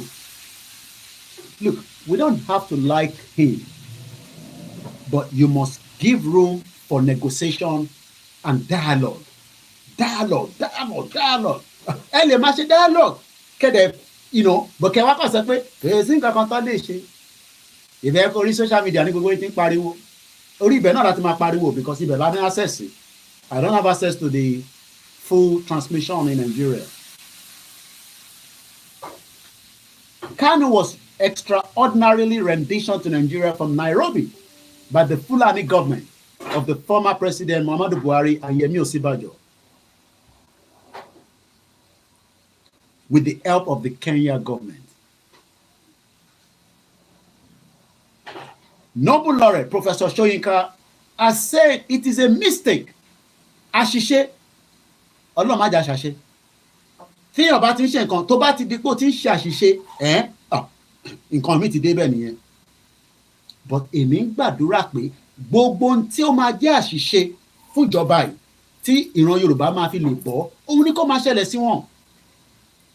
Kí nǹkan má dọ́gba fún wọn, kó má ní any reason láti gbọ́ra wọn yé. Wọ́n sì ń gbọ́ra wọn yé nísìn. Wọ́n ń gbọ́ra wọn yé lọ́n change national anthem pẹ̀lú gbogbo rògbòdìyàn tó ń lọ Nàìjíríà. National anthem ló kàn wọ́n. Torí pé kò tí ì débẹ̀. Nobel laureate Professor Wole Soyinka has said it is a mistake for the Nigerian government, ìjọba Nigeria, to keep the leader of the indigenous people of Biafra, and they are not terrorists. Okay? Nnamdi Kanu in prison. In a recent interview with the Noble Nigeria, the literary icon stressed that Nnamdi Kanu had the right to pursue his cause for a separate nation of Biafra. Oríwọ̀ tó lọ school. Ìwọ náà ni ìwọ tó ń wò mí. Yorùbá nation wọn lẹ́ fẹ́. Ṣùgbọ́n kan tí ọ̀jọ̀gbọ́n sọ. Ọ̀jọ̀gbọ́n ní Professor Wole Soyinka. Ó kàwé ju bàbá àti ìyá ẹ̀ lọ náà. Ó gbọ́ nǹkan tó sọ. Orí tí mo gbé glasses mi síwájú báyìí. Ọ̀jọ̀gbọ́n sọ̀rọ̀. Òmùgọ̀ ń sọ pé Koiki Yorùbá nation wọn lẹ́ fẹ́. Ó ní ẹ̀tọ́ ẹ̀ ni ló ń béèrè fún Biafra. Ẹ̀tọ́ wa là ń béèrè fún Yorùbá nation. Orí bó ṣe ń wò mí. Ẹran orí ìrẹsì. À ń sọ̀rọ̀ ìran wa, ò ń sọ̀rọ̀ Nàìjíríà. Nàìjíríà wa jẹ́gẹ́ bí ìran tiẹ̀. Ìran ẹni Nàìjíríà.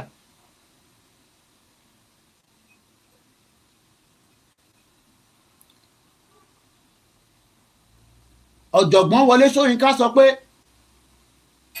ẹ̀tọ́ Nnamdi Kanu ni ìtọ́ ń pẹ̀síù yẹn kò ń ṣòwò nìkan pépà tèmi lélẹ́yìí. Ẹ̀yàn ará London kúkú ń ka pépà tára ọ̀sá London. Àwọn ọ̀dẹ̀ má ka pépà journalist ni wá agbọ́dọ̀ mọ̀ tó ń lọ. Mo ti sọ fún yín láàárọ̀ òun lélẹ́yìí. SNP wọ́n ní leader àwọn Scotland National Party. Ó ní election July 4 yìí tó ń bọ̀ ní UK àti ní England àti ní Scotland àti ní Wales ó máa dá lórí independent àwọn ará Scotland. Ìtọ́ ẹ̀ka àwọn Yorùbá politician máa ṣe nìyẹn o.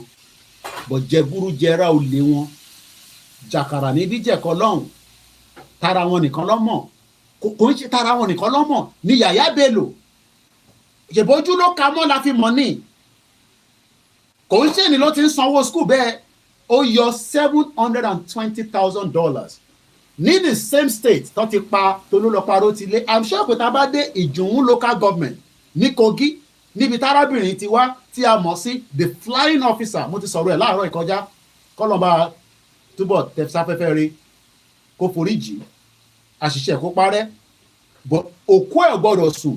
Gbogbo ẹni tó bá lọ́wọ́ nídìí ikú Tolúlọpọ̀ Arótilé ní Nàìjíríà ó gbọ́dọ̀ mú òkú yìí ó gbọ́dọ̀ disturb wọn tí Nàìjíríà máa fi lọ. Ní state ẹ̀ ni gọ́vnà kan wá yọ $720,000 ó dẹ̀ lọ jù sí school fáwọn ọmọ tiẹ̀. But kò kan ayé náà ìdí nǹkan tó máa sọ fún mi nìyẹn. Koiki yẹn òun ló máa kọ́kọ́ jẹ owó ni òòró Orí bí wọ́n ṣe ń ronú.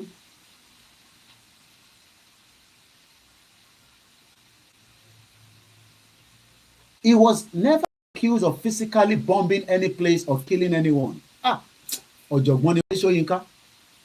Koiki àwọn Biafra yẹn má jẹ́ ká ní kankan ṣe pẹ̀lú wọn. Ọ̀jọ̀gbọ́n ti sọ̀rọ̀ nísìn. Ó ní kò sí evidence kankan pé Nnamdi Kanu ó bomb anywhere àbó pààyàn. Àwọn wo ló ń pààyàn Nàìjíríà lẹ́nu? Ẹ bá ń fi sínú comment section. Mo kí gbogbo ẹ̀yin ìyá wa tẹ̀ ń wọlé lọ́tún lọ́sẹ̀. Ẹ má bínú pàlè máa dárúkọ torí àsìkò. Because this program is not going to be long. Probably another half an hour. Then we might do another one if I have the strength later tonight. Dá mi lóhùn. Mo ní àwọn wo ni criminal tó ń pààyàn, àwọn pààyàn, àwọn wo ni ní Nàìjíríà lénìí? Ẹ bá ń fi sí comment section. Wọ́n náà àwọn Fúlàní. Kò wọ́n á ṣe Fúlàní nìkan. The government as well is a killer. The Nigerian government is a killer government. Oh, ní láti máa bí mi pé evidence that. We know that the Fulanis are part of it, but the government itself is a killer government. You just have to look around you.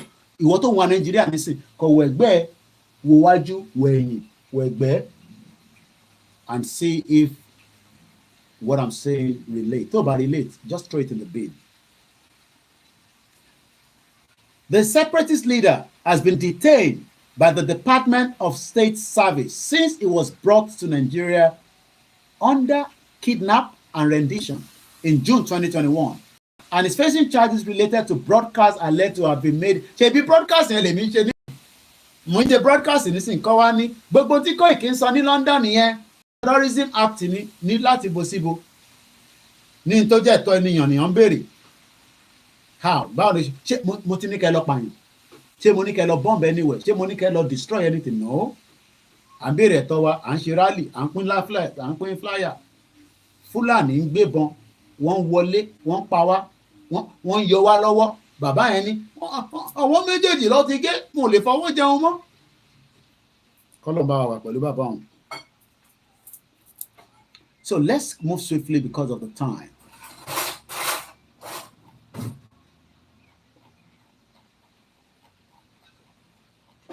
Mo kí gbogbo alẹ́ nǹkan sí i.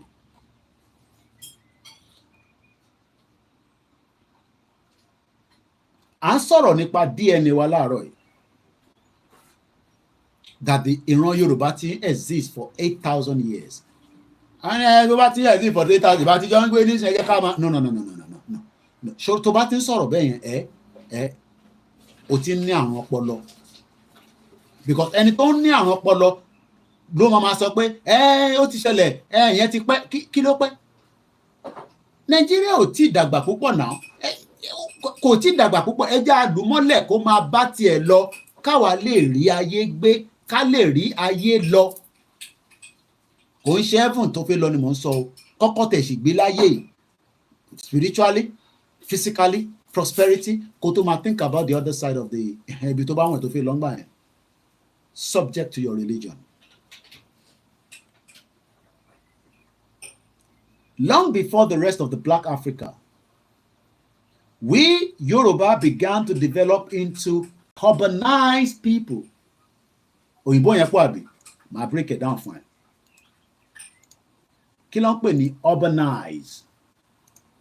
Mo kí gbogbo ẹni tẹ́ ń darapọ̀ mọ́ wa. Ẹ jẹ́ ká lọ wo meaning urbanize. Kí ló ń pè bẹ́ẹ̀? Tó bá sọ pé urbanize. Kí ni meaning? Meaning of urbanize in English, having lot of houses, offices. Ṣe rí pé bàbá kí tó yìí, ṣe rí pé bàbá yẹn, bàbá tó mọ history ni.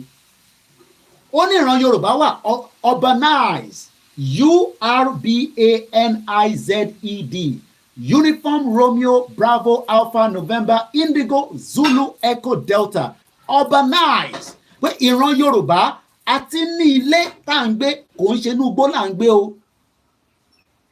Inú igbó kọ́ là ń gbé káwọn òyìnbó tó dé ní 14th century. Wọ́n bá wa nínú ilé ni. Ó lè jẹ́ ilé amọ̀ but inú ilé yẹn máa ń tutù nítorí pé níta ó gbóná. Ó mọ̀ pé tó bá jáde ìta máa gbóná but tó bá wọnú ilé pẹ̀lú àwọn igi ọ̀pẹ nǹkan tó máa fi ń kọ́ àwọn ilé yẹn. Mo kí ọ̀gbẹ́ni Bobby brother mi ẹ kú iṣẹ́ takuntakun sá a gbọ́dọ̀ kí mídíà tí mídíà bá sọ ẹ lò síyàn èèyàn gbọ́dọ̀ kí wọn èyí tó kù kò ń ṣe pa àfojú pa yín rẹ àsìkò ni kò jẹ́ ká máa dárúkọ and when we are serious like this kò jẹ́ pa kì í serious ní gbogbo start mentioning names can distract the program.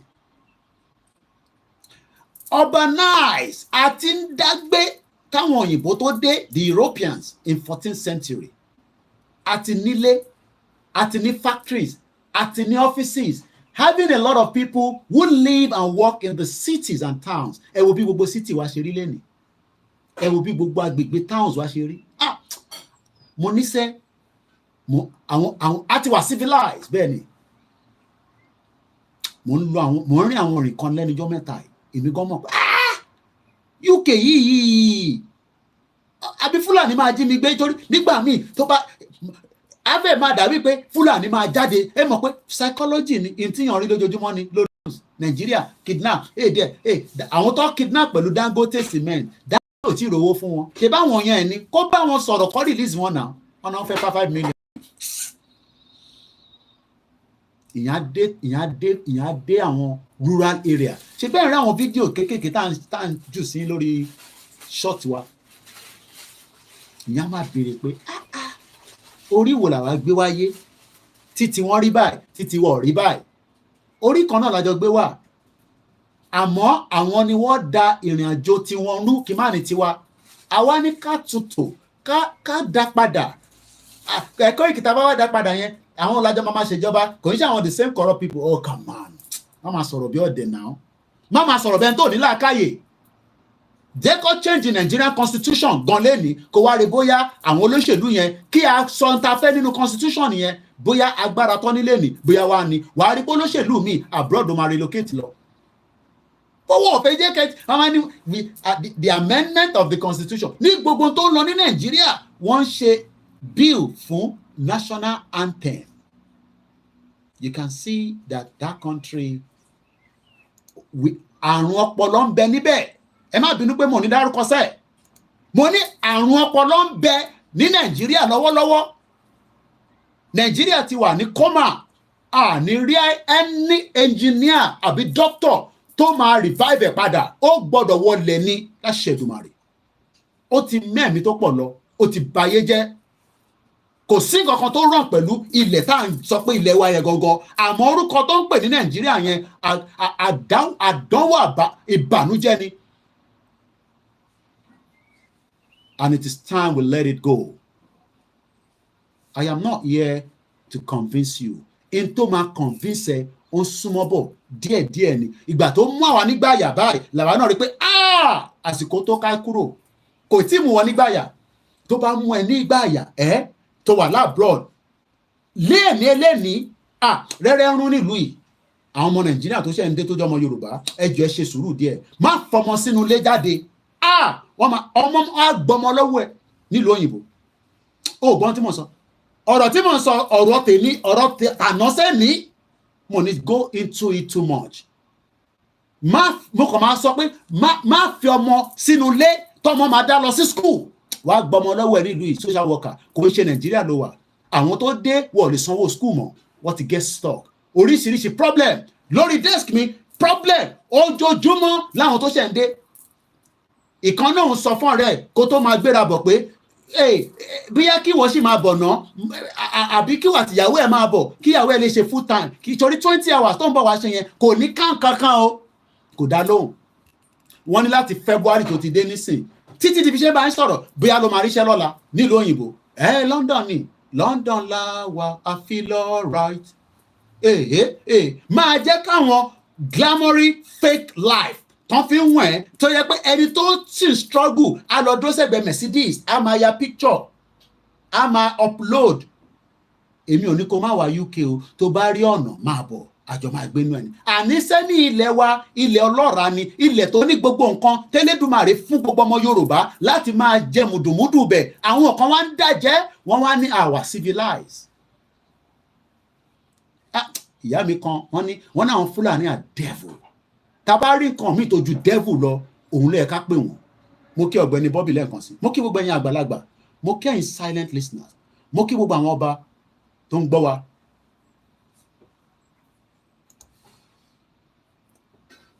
Ẹ wá wo bó ṣe ṣe. UK gbọ́n. The UK is highly urbanized country. Ṣe rí pé UK gbọ́n. UK tó dá wàhálà sílẹ̀. Àwọn wá and there are. Ìyà wà nínú ìlú yìí. Oh my God. But mo ní wàá dé àwọn ibì kan wàá máa béèrè pé ṣé wọ́n ní ṣé bíbá yìí ẹni tí bàbá Awólọ́wọ̀ ń sáré ẹ̀ lélẹ̀ nígbà táwọn náà ti rí gbogbo bí Europe ṣe rí tó ti lọ Singapore tó ti káàkiri pé bẹ́ẹ̀ èèyàn máa ń ṣe ranch ni tó bá ń ṣe màálù kí ló wá ń fi màálù tiẹ̀ èèyàn dáko ẹ rí fídíò yẹn ebi gbogbo wa láti rí gbogbo ẹ̀kọ́ náà la máa post ó wá ń fi àdá ṣá oko lóko ó ń fún àwọn màálù jẹ tó bá ó kù díẹ̀ ó kàn máa ń yà mí pé àláwọn gọ́vnà tó dáa ó yẹ káwọn gọ́vnà wa kọ́ equip àwọn àmọ̀tẹ́kùn yẹn irú àwọn èèyàn bẹ́ẹ̀ yẹn kọ́ kí n má fi gbẹnu sọ̀rọ̀. ẹgbẹ́ tí rí fídíò yẹn everybody saw the video. How can somebody go into somebody's farm? Ó wá ń fi àdá ó fi ń ṣá gbogbo oko yẹn káwọn màálù lè máa jẹ ìyẹn àgbàdo alágbàdo tó yẹn ń retí pé tágbàdo bá ṣe tán òun á kórè wọn ní ọlọ́njà kóró èkó wa délé bí àwọn àtàwọn aláàbúrọ̀d ṣẹ́dẹ̀yìn tẹ wà nílé ẹ lè rí kankan kó jáde nínú oko tẹ bá rí kó jáde alhamdulillah. What God cannot do does not exist. Continue to live in denial. Kò ń ṣọ̀rọ̀ oko nìkan. They destroyed almost every road network in Yoruba land. That is why Yoruba land is not urbanized.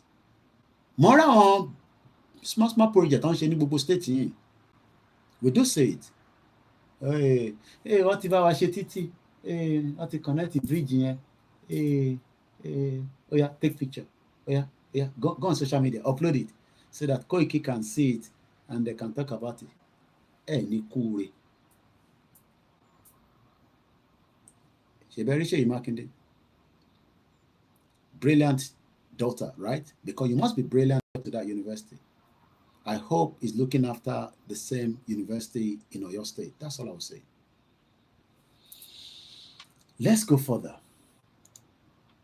Live program lẹ́ ń wò, okay?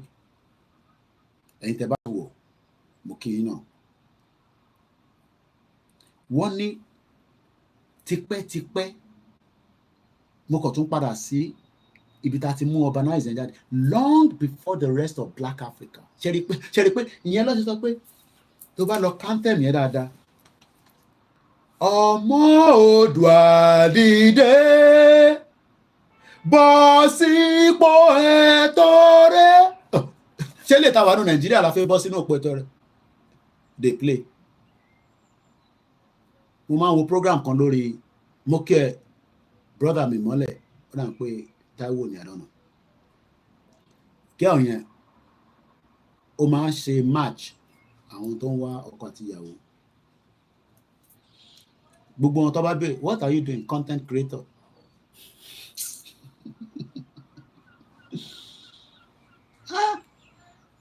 Àwọn kan wà tí wọ́n ń ṣe research wọ́n ti lọ́ọ̀kì wọn sínú ibì kan bí oṣù mẹ́fà ló máa fi wọ́n test wọ́n ṣe services wọ́n ṣe big massive project research oríṣiríṣi nǹkan tó bá gbélé báyìí lè ṣe máa work. Àwa wá ní ọmọ Oòduà dìde bọ́ sípò ẹ̀tọ́ rẹ̀ ẹ̀tọ́ wo níbo ló ti fẹ́ bọ́ sí nínú Nàìjíríà? A country that is so backwards.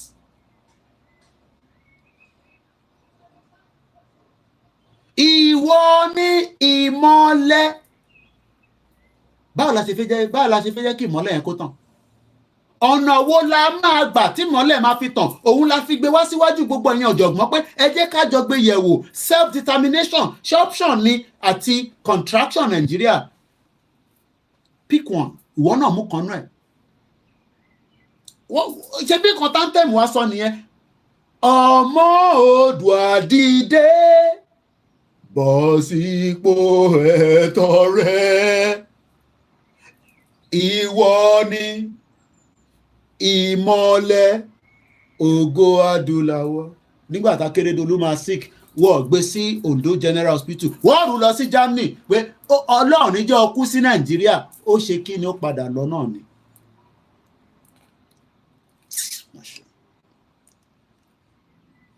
And Yoruba people think it's a joke. To you, it's a joke. To us, it's not a joke. It's a matter that is in the chest of some of us. Báwo la ṣe Ògo Adúláwọ̀ yìí ọ̀nà wo ló máa gbà tó máa fi mọ̀ wá? Ṣé nínú Nàìjíríà? Oh yes. When I started the program, wọ́n dárúkọ girl kan, I'm not going to mention her name, even though she's a public figure.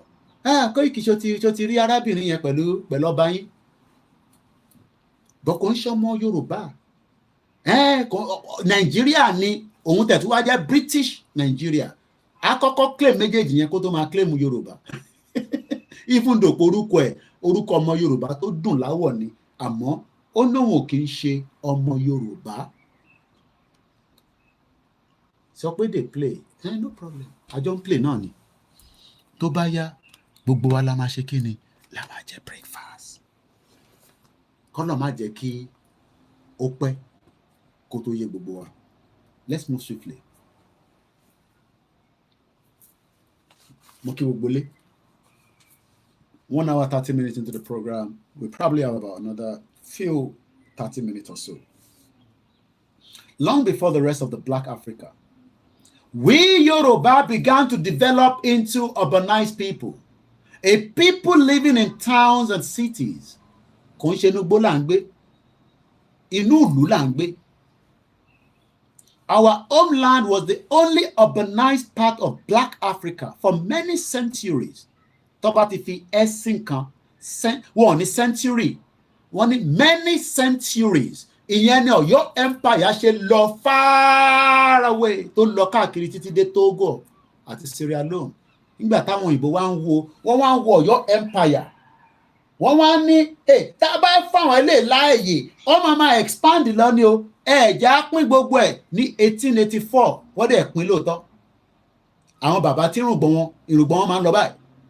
Àwọn bàbá àgbàlagbà wọ́n wá ń pín ayé tiwa. Wọ́n wá pín Benin, wọ́n yọ kúrò lára ilẹ̀ Yorùbá, wọ́n yọ Togo, kódà wọ́n tẹ̀ fẹ́ yọ gbogbo ilẹ̀ Yorùbá kan tó báyìí nísìn. A tún wọ́n sọ fọ́mọ Yorùbá pé ẹ jẹ́ a ronú sọ̀rọ̀ tó ń lọ yìí. Ọ̀rọ̀ yìí ò ń ṣe ìbániwọ́, ó ṣe jẹ́ tààrẹ àti ti family ẹ̀ lóró. Ó ṣe ro ti the next generation. Why are you selfish about yourself? Ro the next generation pé àwọn tó ń bọ̀ lọ́la níbo ló máa rí lẹ̀dẹ́ sí nígbà tí Fúlàní bá ti gbalẹ̀ wa. Sọ pé wọ́n lè gbà. History sọ pé ó ti ṣẹlẹ̀ rí láwọn ibì kan, kò ní ṣẹlẹ̀ lọ́dọ̀ tiwa torí àwọn òní máa fẹnu tiwa ṣe àníyàn pé à ń retí nǹkan kan ká tún máa fẹnu wa sọ nǹkan míì. Máa sọ pé kò possible. Àwa la ní jẹ́ kó possible with our effort. Eléyìí tá à ń ṣe òbẹ̀sìn jẹ́ náà kí ló wá ń fẹ́ máa mú ọ̀rọ̀ ẹ̀sìn pẹ̀lú Yorùbá nation kí lẹ̀sìn ní ṣe pẹ̀lú Yorùbá nation. Ilẹ̀ Yorùbá ti ń bẹ kọ́ ẹ̀sìn tó dé ó ní nǹkan tá à ń ṣe.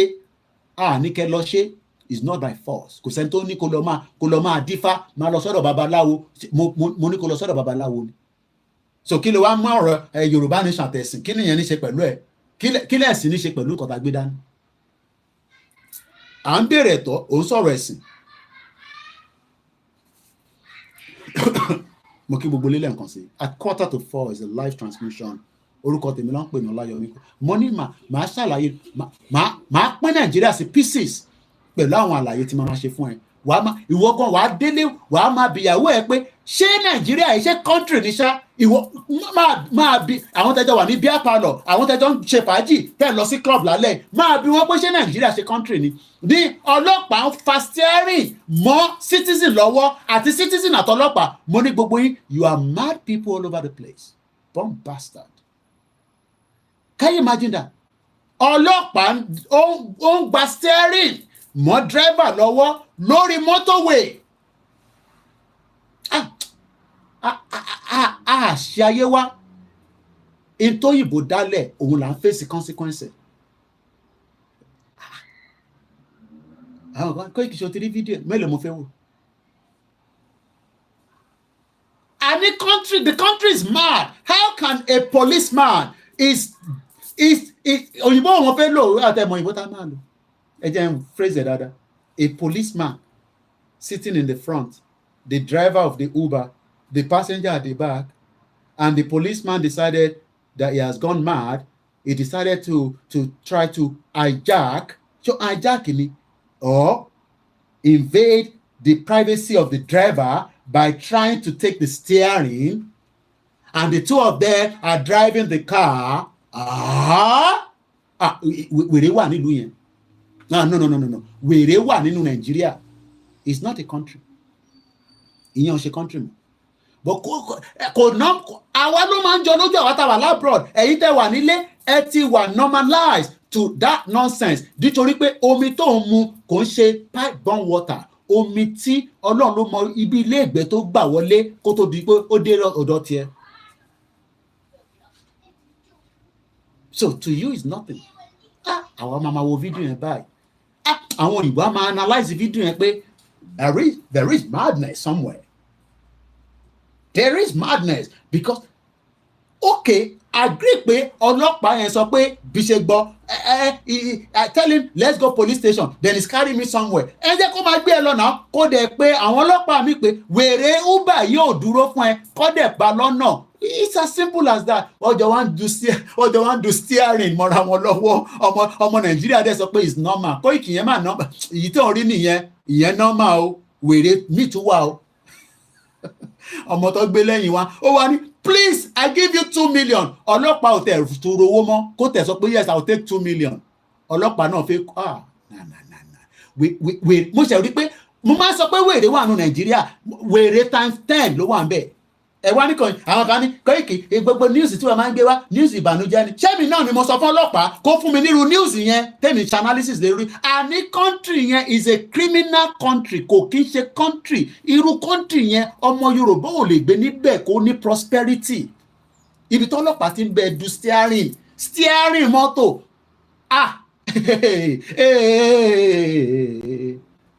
Wàhálà bí àṣà Zazu. How did we get to all that? Ṣé bó ṣe train àwọn ọlọ́pàá náà nìyẹn? Because to you it's normal. But for people that wants to have a better irú system yẹn lo, so tẹ́mi náà bá dé Nàìjíríà nísìn kátẹ̀ sọ pé mo ṣe Yorùbá nation mo wà nínú mọ́tò inú Uber ọlọ́pàá wa ń down fast mo tẹ̀ mọ́ tí máa lè ṣe first class madness. Mo kàn try láti figure out but ẹni tó wà Nàìjíríà normal ni. Koiki normal nìyẹn. Ìyẹn kéré sí ń tàn rí, and this is the reason why arákùnrin ṣe sọ pé ẹ jẹ́ ká play video yẹn pé bí kinní yóò bá ṣe ṣe ẹ má ẹ ká force ara wa, ẹ má ẹ kó dìgbà tá a bá para wa a fi para wa, ẹ jẹ́ kó lukaluku máa lọ́nlọ ìtànfà yìí, ẹ má ẹ kó di sùrùtù, ẹ jẹ́ kó lukaluku máa lọ nílò ẹ. Lárákùnrin bá ní ó yá gbọ́n sókè. Àtúrọ̀mọ́ pure water báyìí pé kó lọ ra pure water wa pure water ń sìn ó ti di báàgì méjì 500. Kí ló tún ṣẹlẹ̀? Èwo ló tún ṣẹlẹ̀ báyìí? Kí ló tún kó pure water omi ta fi ń dáná omi ta fi ń dáná? Kí ló dé pé gbogbo nǹkan báyìí ìnira ti pọ̀ jù Lagos State yìí? Kí ló ṣẹlẹ̀? Nígbà tẹ́ ń ta pure water láti inú mọ́tò méjì 500 báàgì méjì 500 láti inú mọ́tò, àwọn tó máa tún ta kọ́lé ló máa tà. Kí ló pé ìnira á pọ̀ jù ní Nàìjíríà? Ìnira ti pọ̀ jù. Àtìgbà tí Buhari ti bọ́lẹ̀ báyìí ni Buhari ti gbé lọ́fù ló ti gbé ìfẹ́ lọ, kò sífẹ́ mọ́. Ìnira ayé ti pọ̀ jù, epo wọn àsọ̀rọ̀, gàrí wọn àsọ̀rọ̀, gbogbo nǹkan wọn àsọ̀rọ̀. Ṣé pure water omi tá a mu lẹ́tún jẹ́ kó wọ́n omi jọ́sọ̀ omi tọ́lọ́run dá tó ń ṣe pé bóyá pé ní òun lẹ́tún jẹ́ kó wọ́n. Ibo la ń lọ lórílẹ̀‐èdè Nàìjíríà? Ibo la ń lọ báyìí? Níbo la ń lọ? Tó bá yẹ pé ogun la máa jà tí gbogbo wèrè yìí máa fi solve, tó bá yẹ pé ogun la máa jà tí gbogbo ìyà tí àwọn mẹ̀kúnnù jẹ yìí táàfin ní jẹ mọ́, ẹ jẹ́ ká kúkú jẹun, ẹ tó bá máa kú kó kú, ẹ tó bá máa yè kó yè. Ìnira àtẹ́ni wọ́n lára yóò ti pọ̀ jù, ẹ̀yin nìkan lè gbádùn. Kí ló ṣẹlẹ̀ gan? Ṣé ilẹ̀ gbé wáyé wọlé síbẹ̀ ni? Why we stop to be like this? Brother mi take it easy now. Ohun tó ń filẹ̀ ti pọ̀ jù náà. Ó yá o, kí ló sọ? I have nothing new to say. People are hungry. Let them die. It's their fault. Yeah, I'm supporting Tinubu 100%. You're supporting Tinubu. 100% to deal with Nigerians. People like you.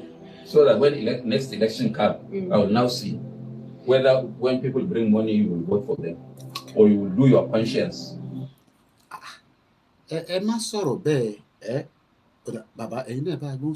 Now being pushed to the fringes, talking about and believing and espousing the belief that Nigeria truly should be one.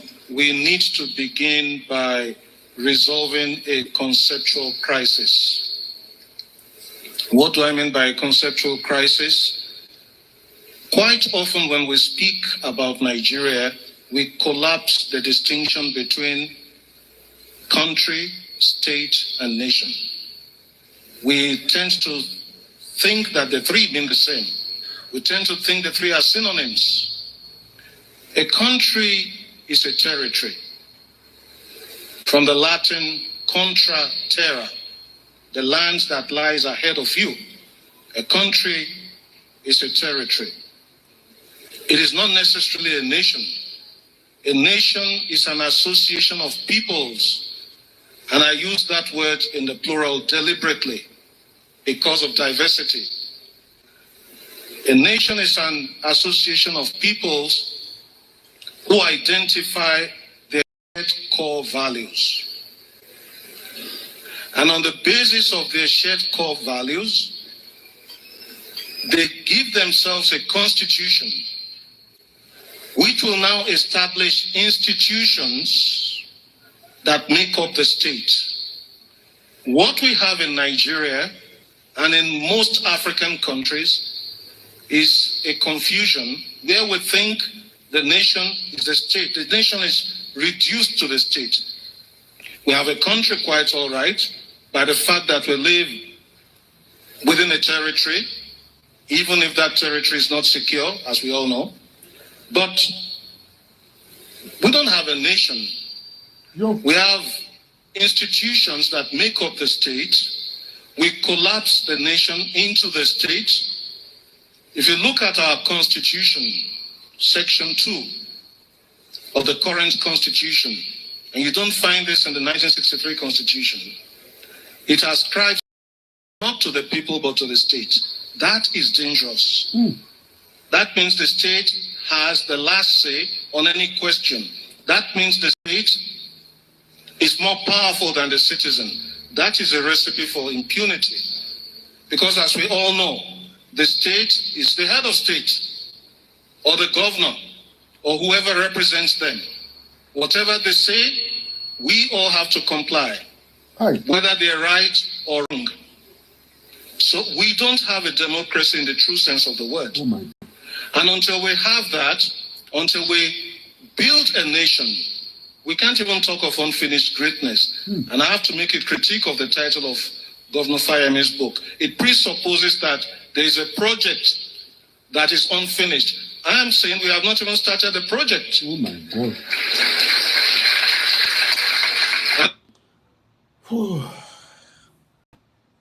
Okay. No problem. Soon, everybody will understand.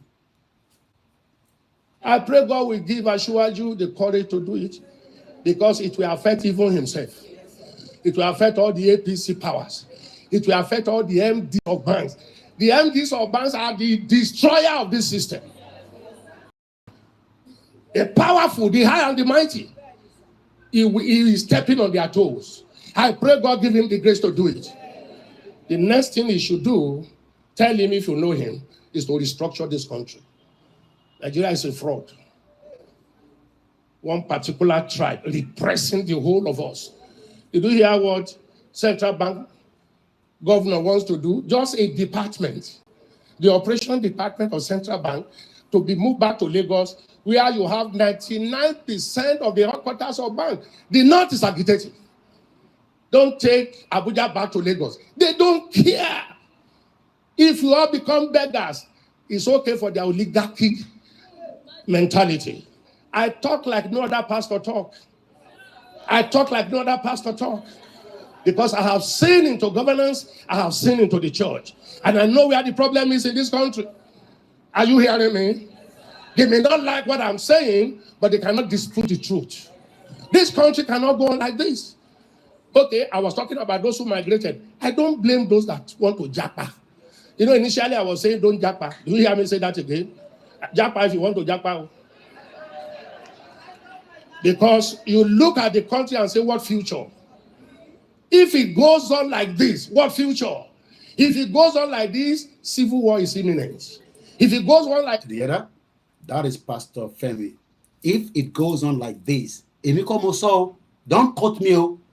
Ma sọ pé Koiki ló ní ogun bọ̀ Nigeria o. Civil war is imminent. They say they play instead of you to be part of the movement so that we can push, ask questions, and then one day it will fall apart. Even those that disagree with Igboho spoke. Igboho, or whatever you have said, is not ignorable in the circumstance that we have found ourselves. It cannot be used positively to make peace, rather than condemn him, ask him to go, they should arrest him and put him behind bars. That's not the story now. A situation we have found ourselves calls for everyone to come to round table and appeal to their people. Sunday Igboho might not be the best of persons, but the fact remains, when crisis, when they come from the lower cadre people in the society, and they're the ones that can talk to their people. The big men stay in their house, send people out. When crisis comes, it comes from the lower cadre. Àwọn tí yà ń jẹ, àwọn tí wọ́n rí kankan.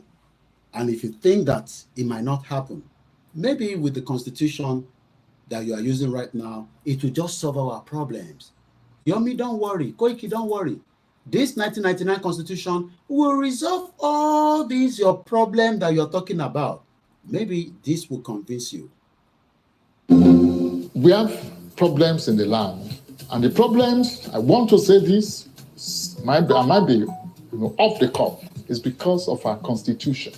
Also, Nigeria is not operating any constitution known to honesty, entrenched in group faith, brought about by unanimity of the people, acceptable to federalism, and again, that is also, we also have that problem in the judiciary. Because of the Nigerian situation, we have a unitary system. That's what we run. Hydra-headed. Don't let us pretend. And I've said it over and over, and I'll continue to say it. And that's unitarism has also created into the judiciary. Today, the entire Nigerian judiciary is unitarized. The Supreme Court is federal, Federal Court of Appeal, the Court of Appeal is federal, Federal High Court is federal, FCT is federal, National Industrial Court is federal, Customary Court of Appeal of the Federal High Court is federal, Sharia Court of Appeal of the Federal High Court is federal, all jurisdictions that the Coyote Church of this world, that the Opetas of this world, that the Bailiffs of this world, when they wind their respective high courts exercised, making the law to be profound, succulent, rich,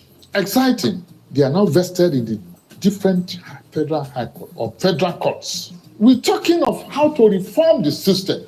There is no justification in a state, in a nation like Nigeria, purporting to practice federalism, where even the Supreme Court should be overburdened with unnecessary jurisdiction in respect of land matters from Yoruba land, respect of divorce, respect of family matters, chieftaincy matters. How do they know? I don't want us to be deceiving ourselves. Assuming I'm even appointed to the Supreme Court today, I'm above the age, but assuming, and I'm sitting there, and you bring a matter on appeal in respect of Kanuri native law and custom, or Igbo native law and custom, or Igbo land tenure system, and I sit there and I'm writing judgment. I'm a Yoruba man. What do I know about that? Those kind of cases to stop at the state, either Court of Appeal or Supreme Court. Go to the United States of America. Each state has its own Supreme Court. We are running into trouble. We are inching there, and time is not in our favor. And I'm not into trouble. That trouble is what people don't want to hear. As I'm just about 12 minutes to the end of this live transmission, I'd like to appreciate everyone that have joined. We hope that you will continue to join us at every interval when we are live on our transmission. Moki brother me, Ifadare, Moki Babawa Ganil Suraju. Ifadare says, and I quote, Igbowo Osha is far more educated than all the Yoruba people, all the Yoruba elite combined. Mad people everywhere. Thank you so much, Ebanke family. Mr. Tajuddin Alowole, criminal country called Nigeria, Ganil Suraju Alabi, Yawa Oguntade Muibat, Salamu Alaikum. Grandma Leajai, good afternoon, White Lion. The Lord will continue to strengthen you in Jesus' name. Amen. Yoruba Nation are going back. Sunday Michael, good afternoon. Ganil Suraju again. Eko Wuro, gbogbo ọmọ Yorùbá pátápátá. Mo kí sister wa Shoye Koribe. Oni well done, bàbá mi. Kennedy, the real king of Yoruba land. Àwọn ọlọ̀tẹ̀. Mad people all over the place again by Kennedy. Comfort, Nikki says, amen. And me, Stone Cold, we bring the world closer to your doorstep. That is what Koikimedia does. Most importantly, you follow us. You would find news from different parts of the world. But this platform, fully dedicated to the Yoruba people on the self-determination. Lawrence Olaleko said, good afternoon, Mr. Koiki. How is your family? Well, my family will be returning back from school. And I'm trying to wrap up because when I come in, you will be hearing the sound of Omodua. I hope Bogomo Yoruba now, I'm in Lossi school, whether it's a public or private school, just like my own children have done as well. Moki, and Koikimedia backup team. Moki, our Taiwo Kike, Baoni, Qatar. I say Qatar lewa because wait, I keep mixing it up. Moki, our Joke Bodoni. Yes, killing people like chicken, they don't have human feelings. Moki, brother, our Babami, Idowu, Matthew. Moki, our Lenkonsi Joke Bodoni. Alan Conde said the Fulani are the tribe killing the others. If Feoluwa Olumide Mofiteledu Mariki, Ganolo Edeni, Buhari and his family, Laonton Panyo, Sunday Ola Olumoki, Ifani Moliaye, it is important that we know our history and our tradition. Before we get to where we are going, torment will touch most of our lover of Nigeria. I don't know what that means, but whatever it means to you. Mr. Jaye TV, Mofiti Eledumari, Mofikin Babami, Moki brother me, Moki Yawa Joke Bodurani. Poverty is real. Tobarije, ma dúpẹ́ fọ́lọ́run. Moki enta wa lórí Twitter space. Gbogbo enta wa lórí Instagram. Moki Kenzie Abiola Fakpondani, mad people in the country. Brother me, Alan Condoni, for 500 years is too far for my brother. Just 7 years to come, our land will be gone. Britain and the Fulani are really planning. Muki Alan Condi, Lenkonsi. And then let's appreciate Babawa Dennis Dayo, Omitogun. One not going back. Muki Larry Jinodu. Muki sister wa Yalalu Barika, Amdalat. Monisi ọ̀rẹ́ mi kan Amdalat nígbà tá a wà ní Abẹ́òkúta Grammar School. Mo kí gbogbo ọmọ Yorùbá nílé. Ẹ jẹ́ appreciate ẹ̀yin tẹ́ wà lórí YouTube ká tó máa lọ sí ilé. Mo kí ọ̀gbẹ́ni Bobby. Brother mi, ẹ̀gbọ́n mi, Iyọlá Adédoyin, mo kí yín. Mo kí àwa Elizabeth Ọ̀dẹ́lọ́lá wọ́n ní ẹ káàbọ̀ sórí ètò náà tí Yorùbá Nation no going back. Babatunde Adéyẹmí ni well done White Lion. Ọmọ Odùduwà Media TV wọ́n ní àkó ètò. Medtech Electrical. Good afternoon, sir, and well done for Yoruba Nation. I am just playing my role, and my role is not as important as yours. Everybody has a role to play. Elomi, just a small role. Lo mama play. Our mama phone sita. Moki cousin me, Lekon exclusive. Banki, our family ati momsi.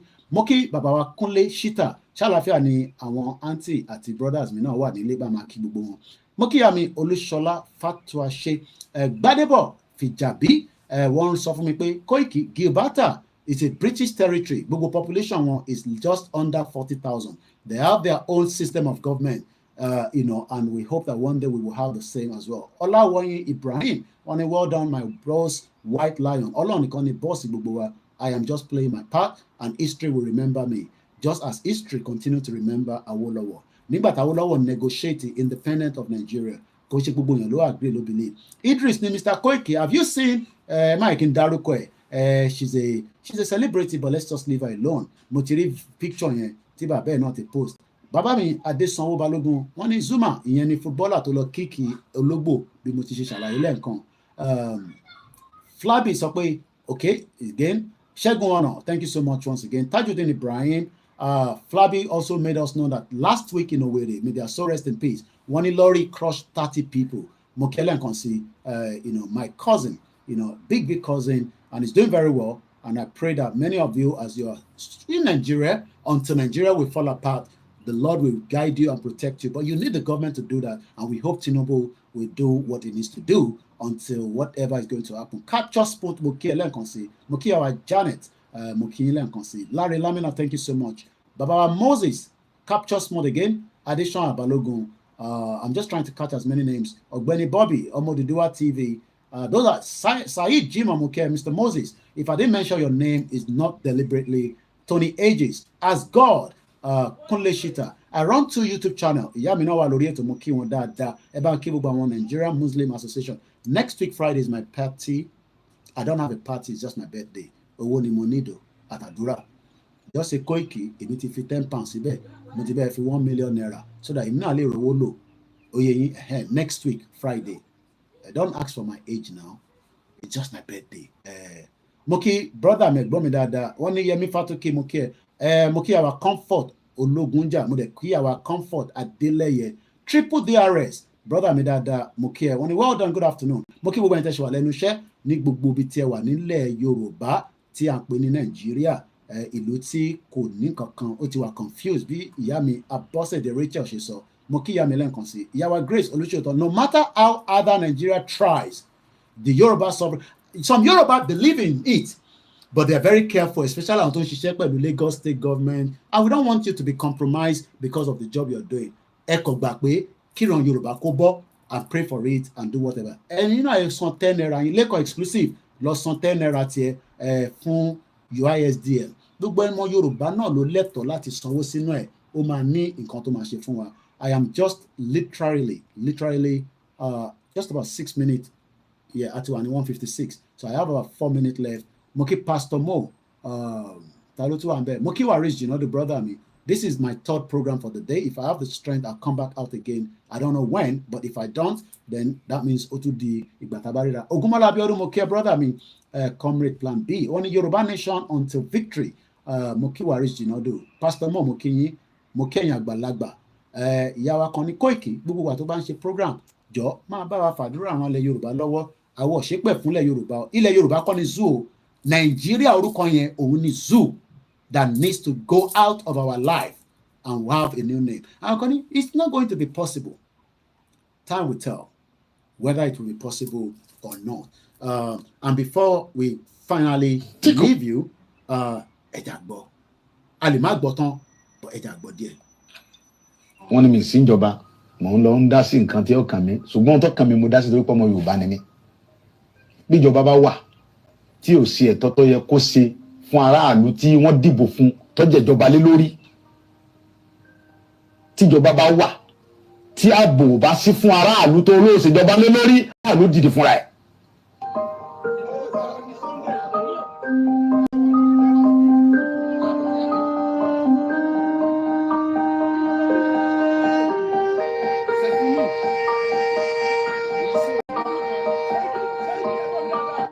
Kì í ṣe pé mo pàṣẹ àbí mo dédé pàṣẹ àbí mo kàn sọ nǹkan tí ó wá látọkàn mi nǹkan tó fa ọ̀rọ̀ yìí ni pé ẹ̀yin náà wò láti bí ijọ́ mélòó kan sí ẹbí méjì ń sìn nípa ọ̀rọ̀ àwọn Fúlàní tó wà ní gbogbo Ìbàràpá ẹ wo dókítà wa Dr. Fatai PhD doctor ọmọ Yorùbá tó kàwé tó gboyè ó wá lọ sí lóyìnbó ní àìníye ọdún ó lọ ṣiṣẹ́ ó wá dé ó kówó dé ó wá lọ lu bàbá ẹ̀ ní gangan ó dá oko àgbàdo ẹ̀gẹ́ iṣu oríṣiríṣi kan soya beans ó dẹ̀ gba ọmọ wa ní gangan bẹ́ẹ̀ náà síbẹ̀ rẹpẹtẹ tó ń bá a ṣiṣẹ́ Fúlàní wa jẹ oko ẹ̀ ó wá gbéra láti lọ bá àwọn Fúlàní yìí sọ̀rọ̀ láti lọ bá Sẹ́ríkì Fúlàní pé ẹ wá wo ohun tí àwọn ọmọ yín ṣe lórí oko mi kò yẹ kó rí báyìí lórí ilẹ̀ bàbá mi wọ́n dẹ̀ dé lókun bẹ́ẹ̀ náà wọ́n dẹ̀ sàpà àìmọye yẹn bẹ́ẹ̀ tá a lè múrúkọ wọn làwọn Fúlàní yìí bẹ́ lórí tí wọ́n pa wọ́n jí àwọn kan gbé ẹni tí wọ́n bá gbowó tó kéré lọ́wọ́ rẹ̀ wọ́n gba 7 million wọ́n gba 10 million wọ́n gba 11 million lórí ilẹ̀ bàbá wa ọ̀rọ̀ yẹn dùn mí ó bà mí lọ́kàn jẹ́ gan pé tá a bá torí pé tó Ọlọ́run gbà fáwa àwa ará àwọn ọmọ tí tẹ̀lé wa tó ń ṣààbò fún wa àwọn tí ò lẹ́ni tí ó tẹ̀lé wọn kọ́ ìdí nìyí tó mú mi lọ síbẹ̀ yẹn ìgbà tí mo dẹ̀ débẹ̀ ohun tí mo lọ fún ni pé láti lọ bá pé sógun tí ń ṣẹlẹ̀ yìí lórí ilẹ̀ wa sọ́dá ẹ ti ń gbé pẹ̀lú wa adẹ̀fàyè gbà yín àbáyíjà àṣẹ nǹkan jàǹbá fún yín ọ̀rọ̀ ni mò ń bá Sẹ́ríkì sọ̀rọ̀ làwọn ọmọ rẹ̀ yíyọ̀bọ̀n sí mi mo gba ìbọn yẹn lọ́wọ́ ìkan yọ àké àgbà ìkejì tún yọ ìbọn mi ìyẹn ti ẹ̀yìn ẹ̀nà bá wọnú fídíò yẹn tọ́ra fídíò wọn ó yin ìbọn yẹn sí mi kí n tó lọ́bọ̀ yẹn mọ́ lọ́wọ́ ẹ bá gbọ́ fídíò rẹ̀ pé ìbọn bẹ̀rẹ̀ sí dáhùn bẹ́ẹ̀ wọ́n yin ìbọn sí mi ń bẹ̀ kí n tó bájà wá ẹ̀yin pípò yìí tí n bá bájà wá ẹ̀ ní dúró tẹ́ ẹ̀ bá ti wá lè wá àtúnṣe sí ọ̀rọ̀ jíjígbé àti pípa àwọn ẹ̀gbọ́n wa àtàwọn àǹtí wa àwọn bọ̀dá wa àtàwọn ìyá mi àtàwọn bàbá mi tẹ́lẹ̀ jẹ́ wọn olóko mọ́ yé o ó fẹ́ tàkẹ́ forílẹ̀ bàbá wa lẹ̀ ọ̀rọ̀ tá à ń fà yìí sọ̀rọ̀ ẹ̀sìn kí sọ̀rọ̀ ọjà àwọn kan gbé wọn fẹ́ pa àwọn mùsùlùmí kílọ̀kàn mi kan mùsùlùmí kílọ̀kàn mi kan kírísítẹ̀ kílọ̀kàn mi kan gbogbo tá à ń fà yìí èmi ò nídìí kankan àlàáfíà Yorùbá ni mò ń wá mi ń fẹ́ kankan bẹ́ẹ̀ wọ́n dúnkòkò tọ́pọ̀ jù wọ́n dúnkòkò ntọ́lọ́hún táwọn tí ń dúnkòkò náà mọ̀ dúnkòkò mọ́ mi ṣùgbọ́n ohun tí èyí jẹ́ kí ẹ̀rù bà mí ni pé ó ń bẹ nínú Bíbélì pé tíyẹn bá ń jà fún ẹ̀tọ́ ẹ̀ lórí nǹkan bàbá rẹ̀ tó bá kú síbẹ̀ kò sí nǹkan kan torí pé mo mọ̀ pé gbogbo nǹkan tó ń ṣe yẹn fúngbà díẹ̀ ni. fúngbà díẹ̀ ni mo kí gbogbo wọn Yorùbá mo kí ìyá wa Ọlájíire mo kí sísítà mi Ọlájíire náà mo kí ìyá wa Ọlájíire kókà mo kí Ọmọbọ́lájí Abdullahi mo kí ẹ Ọlánìpẹ̀kun wealthy plenty ẹ̀yin tẹ́ wà lórí Twitter mo kí yín ẹ̀yin tẹ́ wà lórí Twitter space mo ṣe àbọ̀rọ̀ àbọ̀yè what God cannot do does not exist. Plan B mo kí ẹ níbẹ̀ ọmọ ọlá and Chuk all hail Biafra, and as I leave you we would say that thank you so much once again. We will continue to treat that. I'll probably treat it to the weekend. Then next week we will start with another topic from the 95-page The Good News Path to Prosperity in our ORILEEDE Yoruba by Professor Adebanji Akitoye. So it's an introduction. We've read that introduction at the beginning. In the following pages, I try to present the glorious pictures of our soon-to-come country, our ORILEEDE Yoruba. I try to describe the dreams that are impelling millions of Yoruba men and women in all countries of the world to engage seriously in the Yoruba self-determination struggle. It is important to engage. Emma called so let us all engage. So next week, Lagbara Olorun, in Jesus' name, inshallah, Lagbara Ohun Tó Láyé Tó Lọ́run, we will be treating the number 2. Mo kí ẹ easy, mo kí gbogbo ẹ̀yin tí ẹ sí lórí ètò Ìfagbémiléké and the rest of all our listeners and those that listen to us quietly and silently. Next week, God's willing, we will start with number 2. I will finish this. We are a nation with a proud root and a proud history by this weekend. Then we will start with a new topic, and that new topic will be called, which is not me, mine is just to read it out, and there are a lot of analysis for a week about it. Independent Nigeria, we have suffered serious decline and agony.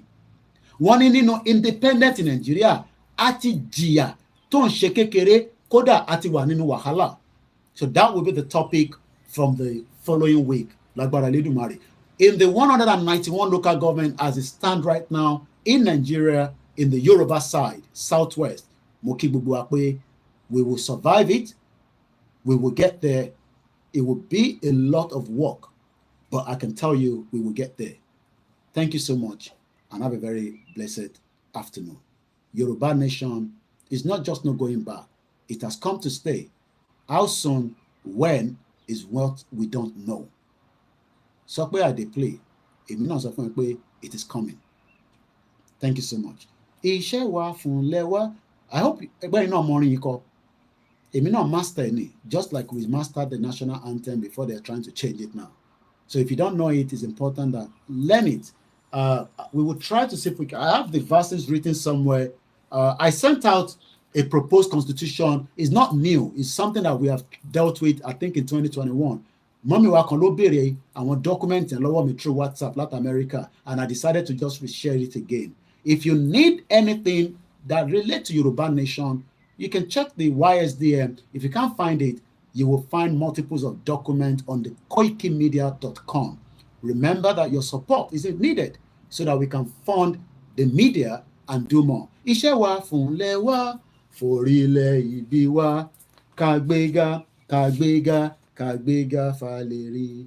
Ìgbàgbọ́ wa ni pé bàtí bẹ̀rù la bọ́ mọ́, ká ṣiṣẹ́, ká ṣiṣẹ́, ká ṣiṣẹ́, ká jọlá. Ìṣọ̀kan àtòmìnira ní kẹjẹ́ ká máa lépa.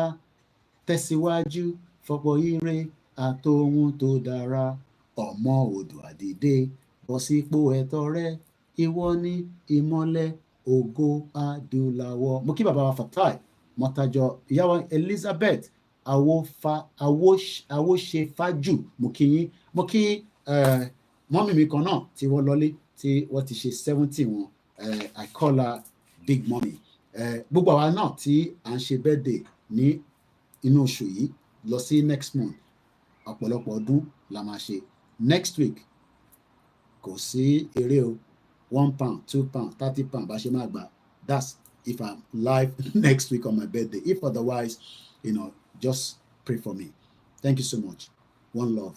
Bye for now.